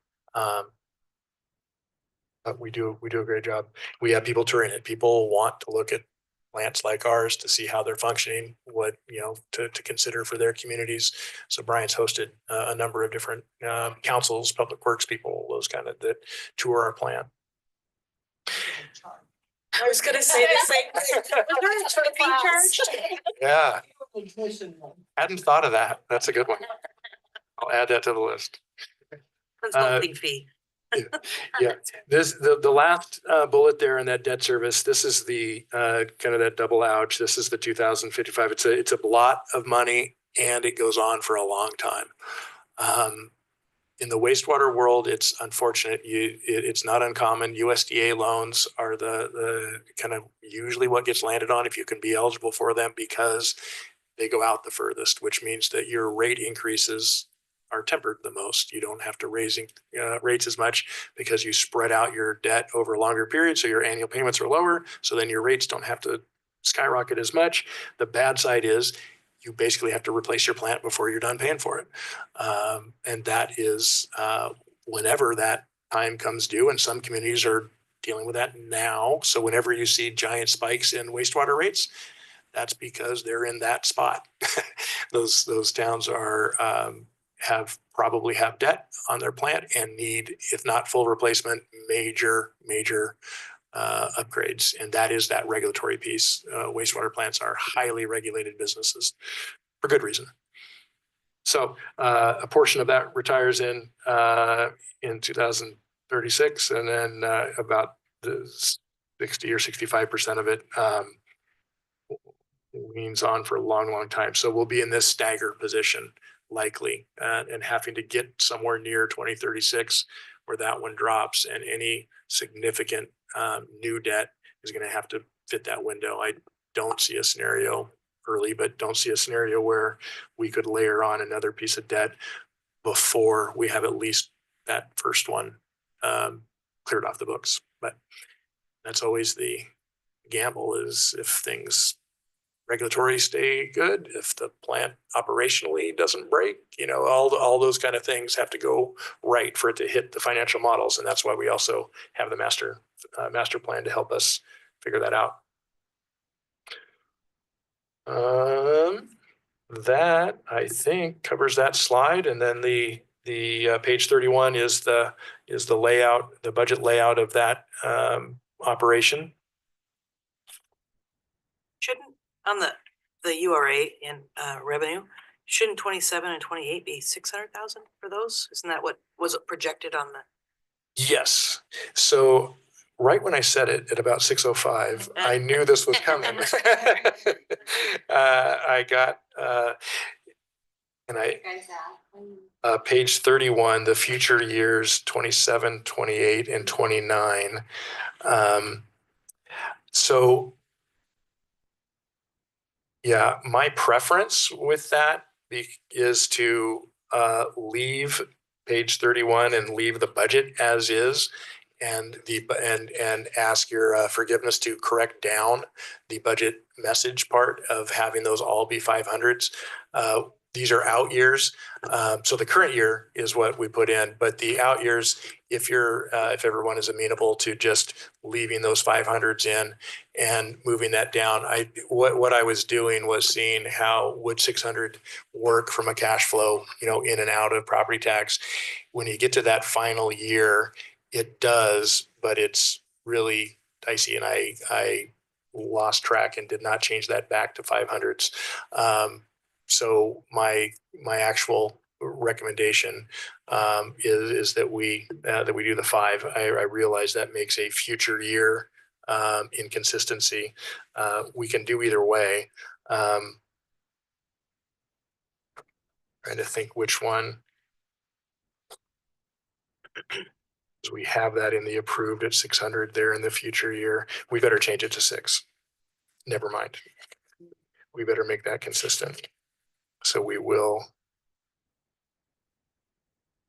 Good catch back there. Yeah, thank you. I appreciate you noticing that. And I thought of that when I was talking, realizing I had an inconsistency.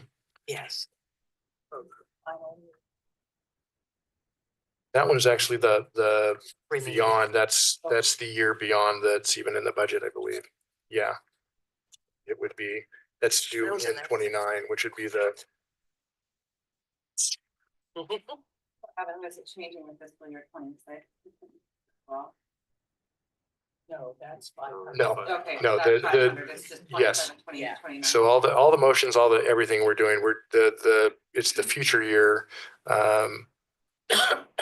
projections that we're talking about. The current year is locked in at 500 and shown correctly in both. It's just a Scribner's error. Yep. Yep. Adam, what's that Not in the 700, budget. what's the 750,000 and 27? Did you just plug that in? Just so that In, where they under wastewater? Yeah, That capital. So that is from the slide there. I'm sorry, I might have missed it on so that, on the capital improvements, so I noted that all the three operating funds had the Public Works Operation Building, that's complete. So that 750 is the membrane for the wastewater treatment plant, and one or maybe two of large commercial septic, either liner installations or replacements of commercial septic tanks. So those are both scheduled for that fiscal 27. So that 750 is the combination of that.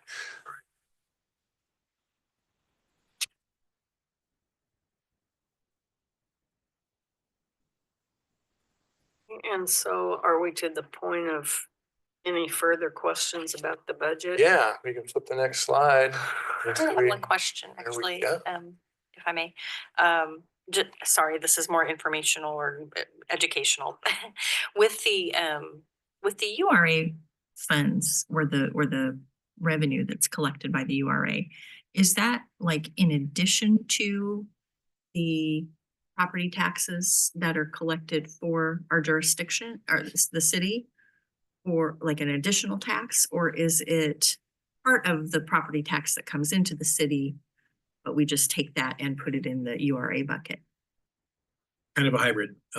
So it's so the boundary of the URA is actually not all properties inside of a polygon. It's select tax lots that I think didn't have septic or had failing or were developable. I'm not really sure how they were selected in the beginning. But what a urban renewal does is it takes that and takes those taxes are there and diverts those to the URA. So it is a subset, but when it comes back off of the URA, it then comes to general. So it will increase our property tax revenues because obviously the valuation, I think it freezes that valuation as well. It takes that increment. So it's tax increment financing. So it takes that increment and allows the URA to capture that by itself rather than sharing it across and not sharing it also with the fire district. So the fire district forgoes that and they had to agree to that. There's some, it's either 75, I think it's 75% of the taxing jurisdictions have to agree in order to even have a URA.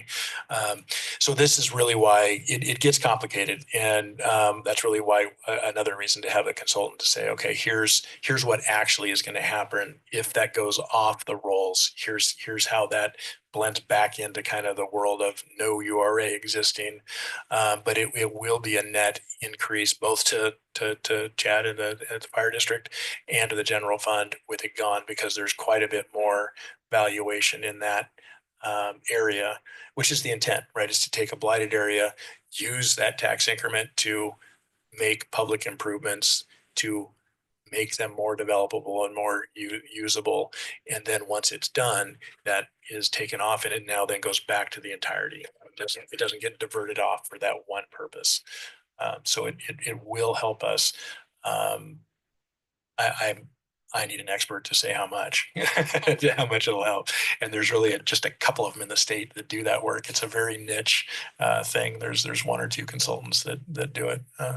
But so it'll help our general fund, but of course, obviously it will, if we just stop, then we would potentially need to figure out a revenue solution for the wastewater. So it's kind of like taking it from one pocket. Right. Right now, ratepayers are paying about half the debt and the URA is paying the other half. And when that goes away, then ratepayers have to pay all the debt or find a different source. Yeah, and I think it's likely, I mean, the URA will have to end because it has stuff in it that says 9 million. It can't take on its own debt after 23, 24, which it never had anyway. So that part didn't really matter. But the 900,000 is the cap we're kind of working ourselves to. And a new plan. If it were still eligible to exist, a new plan would have to be developed to then allocate to further that tax increment. And then the other taxing jurisdictions would have to sign on to that. You know, that's all the stuff I'm fairly confident is accurate, but we'll get the actual URA people in here to tell us exactly what our options are.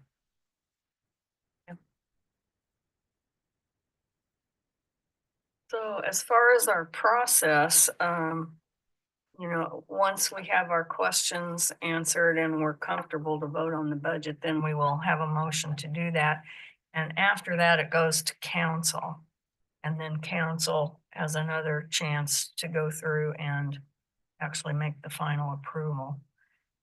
So there is another step in the budget after what our whole group does. So other questions before we entertain a motion? You have everything you need.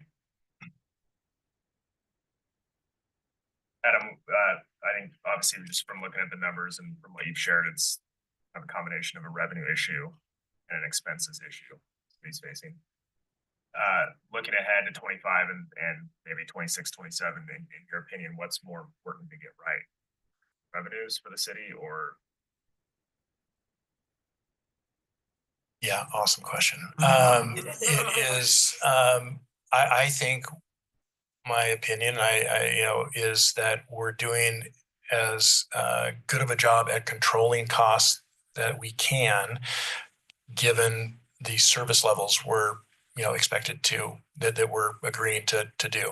We can control costs more, better, I guess, whatever you want to say it, by reducing service levels, right? So keeping the same service levels, the cost reduction or that is going to be really, really hard, like nearly impossible, you know, just software licenses for Microsoft, you know, and just our network costs and our IT services and all of the utilities, all those things. So the way on the controlling expenses side is changing service levels. And there's a couple places where it's, you know, the police services conversation is one. Parks is another, but you look at the scale of each of them. That's why that in the budget message, that's why I was putting the relative scale. The general fund is the doozy. We have different issues in the operating funds or in the enterprise funds. So I lean more towards if the community is interested in equal or higher service levels, then we're talking about revenue. With some minor exceptions, not exclusively. Then when we talk about capital, you know, that is a more straightforward revenue conversation because those funds have to operate on rates. That is the only mechanism that you adjust them by. So rates will drive and regulatory environment and things breaking or just being past their useful life will drive revenue in those funds. So it's less subjective in those. I think there's some subjectivity in streets because you can let streets get really bad. There is really very, but and then in water and wastewater, you really don't have that opportunity very much. You have to do what you have to do. And that's what drives everybody crazy, that rates just keep going up. And then people say, when's it going to give? It's probably not going to give up. It's not going to give in. The general fund is where the most discretion lies. And that's the really hard stuff is, you know, we have a lot of regulatory things embedded in there, but they're regulatory because we've said, yes, we want to have those. There are some options, you know, to not have them. There are some dire, potentially, I got some opinion. There's some dire consequences with not having them as well. So that to me is the biggest, most challenging, and you'll hear this statewide. Eugene's doing the same thing. Library hours are going to get close to the fee increase is now going to go to the voters instead of being approved by their council. So we're a microcosm, you know, we're a same thing, just less zeros on it. And that really is the rub, but that's a great question. And that's the bummer part. You know, local government is severely underfunded for what the expectations are for the service level. And the expectations are right. You know, that's a good community needs good local government. And you can kind of tell when you don't have it in communities. So long way around of saying it, probably saying the same thing 3 times, but revenues, I don't see much without significant service level conversations and drops to mess with the expense side very much. I might just make a quick comment. I think that I've been thinking about this a bit because I'm on the revenue subcommittee, and you know, if you look at this property tax information at the end of the, I would really encourage everybody at the end of this budget committee met to read that. It was a real eye opener to me. I didn't really know much history about the tax structure in Oregon. But like for property taxes are the main thing, that some of the property taxes come to the city to fund our general fund. And the thing is, in Oregon, property taxes can't go up more than 3% per year, and that's per a voter initiative that was passed. So the so the simple thing is the revenue is only going up at most 3% per year, but we all know how much expenses are going up. They're a lot more than 3% every year in the last several years now, and maybe continuing on. So that's, I think if we try to explain it to our townspeople, our neighbors, that's the fast and easy way to get it done. Kind of on that line of comment, to me, growth inside of Coburg, and I know that's relatively contentious depending on who you talk to, and so I'm not advocating one way or the other, but there wasn't much talk about future growth, residential growth inside of Coburg or commercial. Is that on the radar at all for the city, or are we kind of done building? Well, we don't drive that boat, really, that, we have developable lands. I think we have a good zoning code that facilitates really good development. That would be great, especially the infill style. I could get on my soapbox about, what urban growth boundary expansion growth does. The short story is I think it's a bit of a Ponzi scheme. You get some money, but if you keep growing, it's okay. But as soon as you stop, you're in the same spot you were in. But the infill stuff, that you described, I agree. What we can do to facilitate that, we are active in the economic development realm with Lane County Economic Development. We are, I'm at least twice a month in contact with the property owner at the 107-acre piece across, right adjacent to Premier RV. That will be developed. They got a $2 million the semiconductor SIL grant, cash in hand, so that one didn't get yanked. It was a state funds, got it. That is getting towards shovel ready. That definitely in a future year, that I would say we're 3 to 5 before we see something that helps our budget. I think the challenge is that growth only nominally helps the general fund. With the limits on property tax, it definitely helps it grow.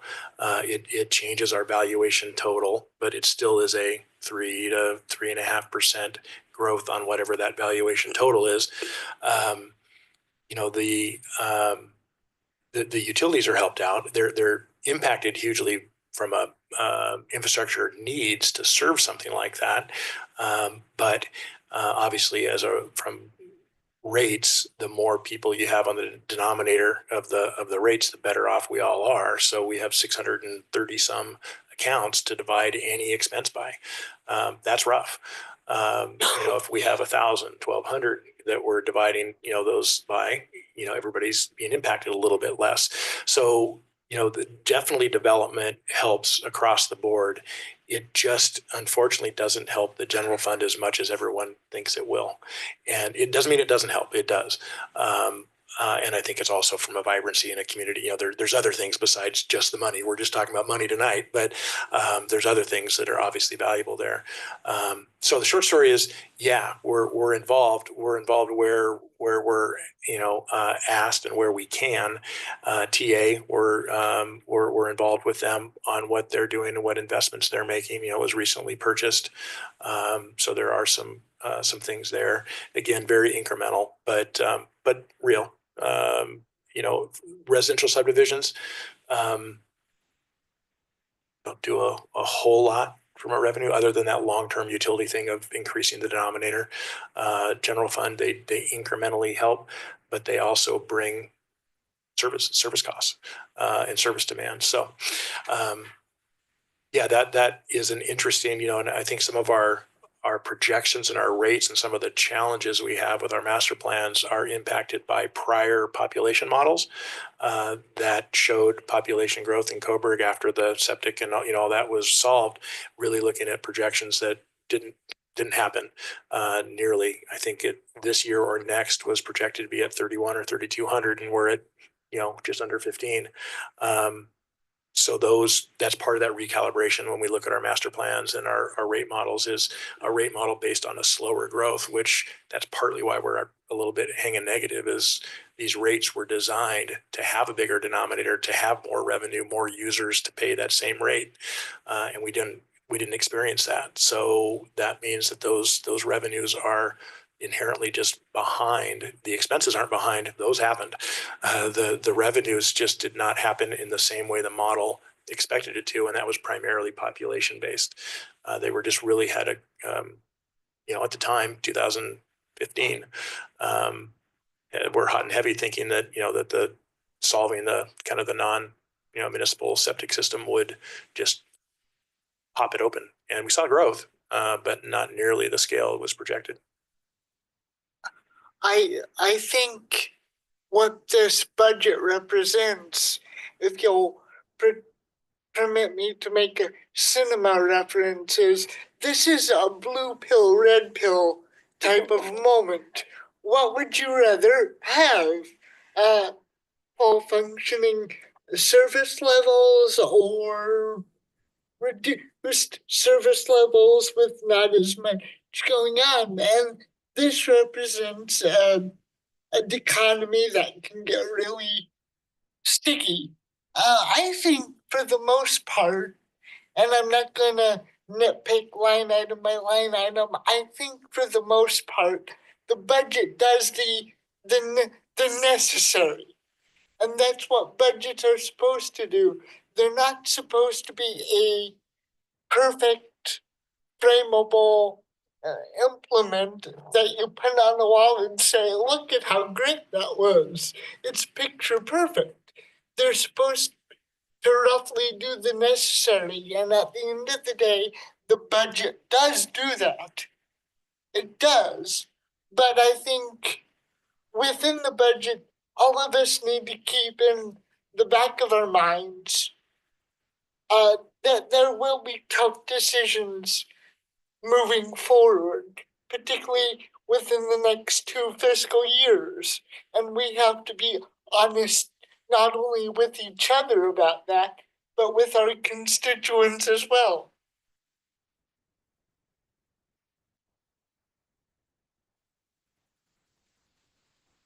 Agreed. It is a forecasting document, right? That's ultimately what a budget is a forecasting document for the next 12 months. And then we will continue to provide monthly financial reports to council, and to Councilor Bowman's point, we'll be putting this stuff right out in front and getting over the hump one way or another. Did you have a question? Well, just questions. Any questions you expected from us that we didn't ask you?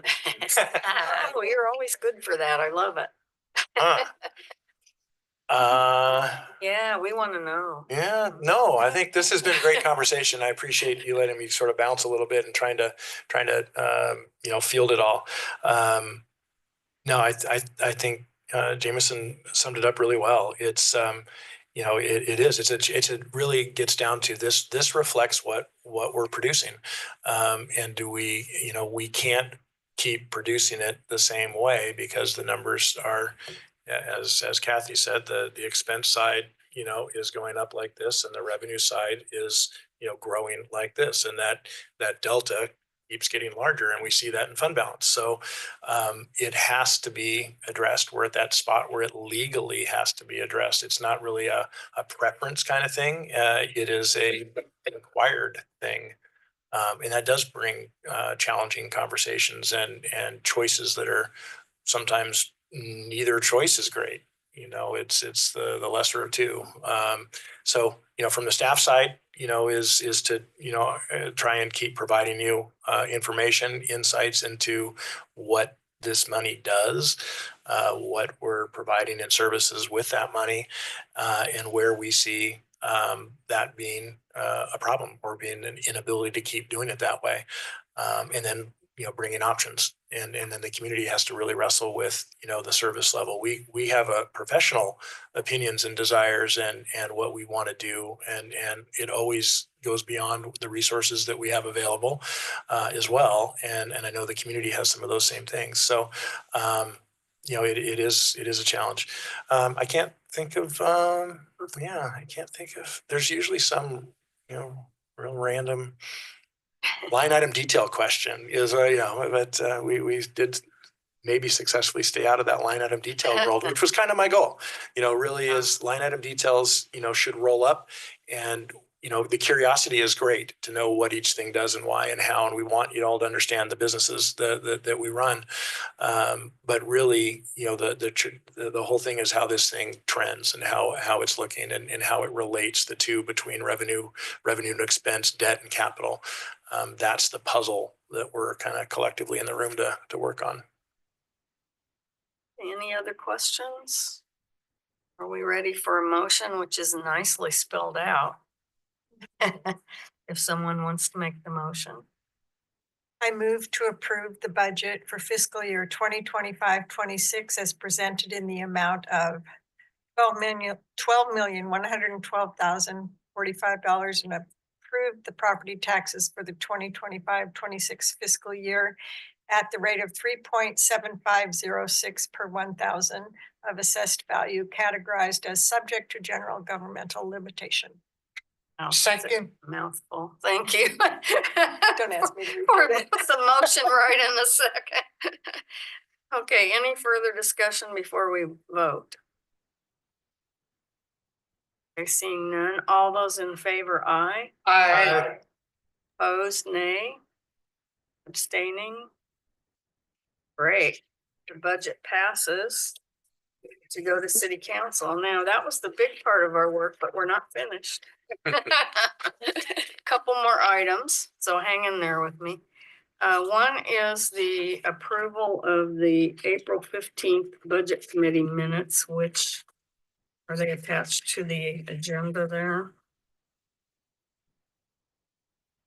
And I believe this was sent out, right? Yeah.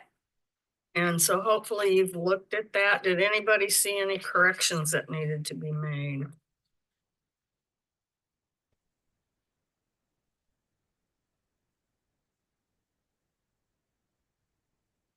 Take a quick minute to look.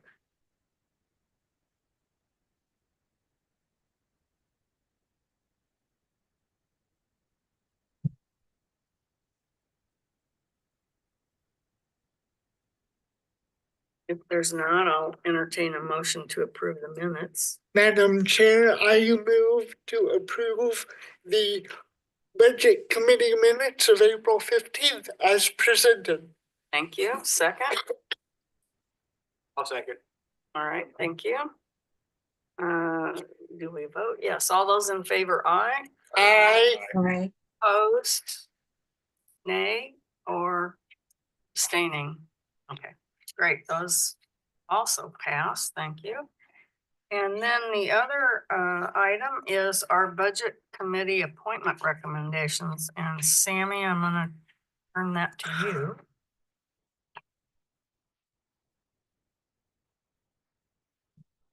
Oh, they're done For here. your staff report. Yeah, they're way down here and me talking. Okay. So a few years ago, when we switched, the budget committee requested, when we switched from the state, from bylaws to the state ORS to operate the budget committee, the committee members were concerned with how the recruitment process would go and how that would fall with the timeline. And so they discussed a way to line it up so they could interview annually and appoint during the season without having to hold a special meeting and still be part of the appointment and selection process. So We opened the recruitment up in April and we had 2 spots, which was Laura Tryon and Todd Waters, which expire in June, the end of June. And they both have chosen not to re-up for their term. So we did get 2 applications in the time and went during the open recruitment. And the 2 applicants are here tonight. Because there are only 2 applicants, we are going informal application process. Both going to come up, go through their application and say why they're interested in joining the budget committee. And the budget committee will by motion send a recommendation to mayor and council. Council will consider it in June at the June 10th meeting, and the appointment will be in effect by when the terms of the previous budget committee members are up. If they're still interested after watching.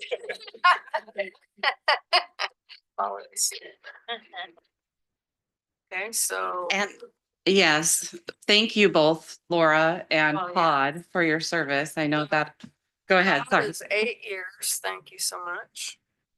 And Laura, 3 years. Thank you. Alphabetical. So, Ed. You say your last name? McGeehee. That's our first applicant. Oh, thank you. Seems like I picked a interesting time to throw my hand up and volunteer. Thanks. You guys have got some very tedious, important work that you do here. So just having moved here in December, I was a beneficiary of some zoning, was able to build a multifamily duplex, live in half, rent and give somebody else the opportunity to move here. So looking forward to contributing my property tax payment later this year. That drop in the bucket for you guys, but yeah, really just looking to get involved. Would like to be around the community for a long time. We've thoroughly enjoyed living here so far. So just any kind of qualifications I got, I guess I'm a mill manager for Northwest Hardwoods. So I manage pretty large budget, around 100 employees. So used to looking at numbers, trying to analyze, ask questions like you all did here tonight, just to try and help steer a budget towards, whatever successful goal we're looking for. So can also dust off. I have a political science degree from Oregon State. Dust that off, for some local government. So was planning to teach, but kind of decided I wanted to wait before taking on the debt for a master's degree, and ended up going into wood products, 3rd generation. So that's how I ended up kind of going that way, and I have enjoyed it. It's been a great career. So that's kind of my spiel. Any questions or concerns, comments? What did you enjoy most about? Oh, that's a hard one to. That's very insightful. I think just general public living here. I didn't know half of the challenges and things that you guys discussed here. So very insightful. It's important, enjoy the humor, lightening the mood. That's all good stuff. But yeah, appreciate the thought-provoking questions of what do we actually got to do here in the next few years to make this sustainable. So I don't know. I'm a multifamily.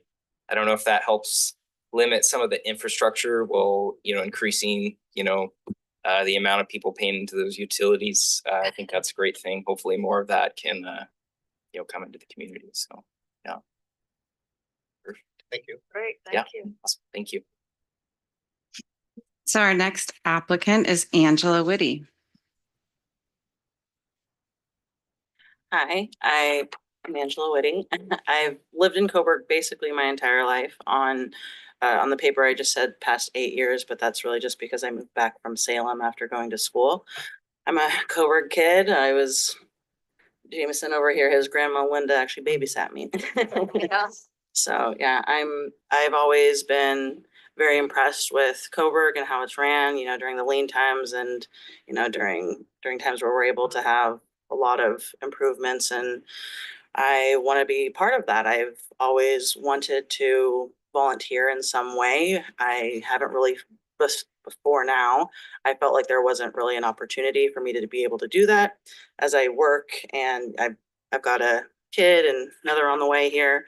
So this is just something that I feel is in my wheelhouse. I've got an econ degree and an MBA from Willamette University, and I run my family's business out in Veneta along with some of their other businesses. And so I've never served on any local government or been on a committee of this nature in any way, but I want to learn and hopefully help if I can.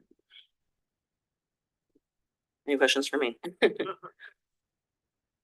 Well, I will say it's really nice to see you. I was a preschool teacher, so I'm extremely proud of it. Yeah, she was in my preschool for 2 years, and so her and her dad, and it's awesome. Was she in preschool at the time? That makes you and A I long time ago. No, that makes you and I old because she It was does. my neighbor when she was a little bitty. Blonde Little and curly. blonde, yes. So anyway, Christian way there, yeah. for both candidates, it's really nice to see you stepping forward, help be part of the solutions, and your qualifications are impressive on both sides. Very nice. Angela, at the risk of spilling family secrets, Oh. I say to you that your qualifications couldn't be better because you've been here almost as long as my family has been here, maybe not quite that long, but you've been here the majority of the time my family has been here.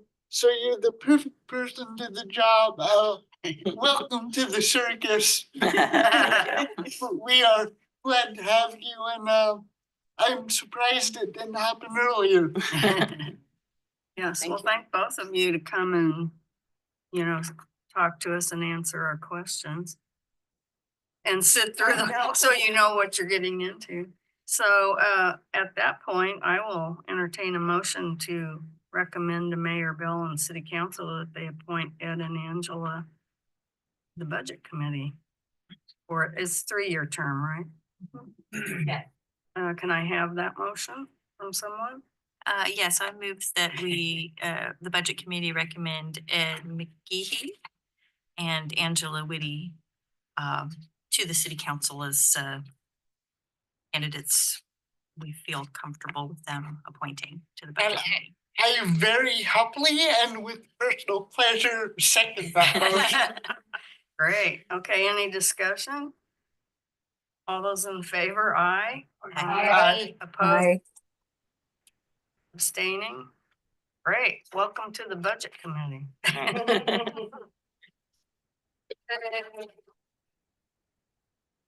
Okay, so I think all I have left to do, unless anybody's got anything for the good of the order, yes, go ahead. Any update on the 2-year budget process? Potential? That's you guys, the council. Yeah. Well, is it something that will be coming to council? We can make sure it comes up. Yeah, we can at least see if we want to slot it in as a study session or a work session at some point. Great, I kind of wondered that myself, so thank you. Okay, any other questions or discussion? I will adjourn this meeting at 8:26. Thank you all. Good work. Yes, I'm a good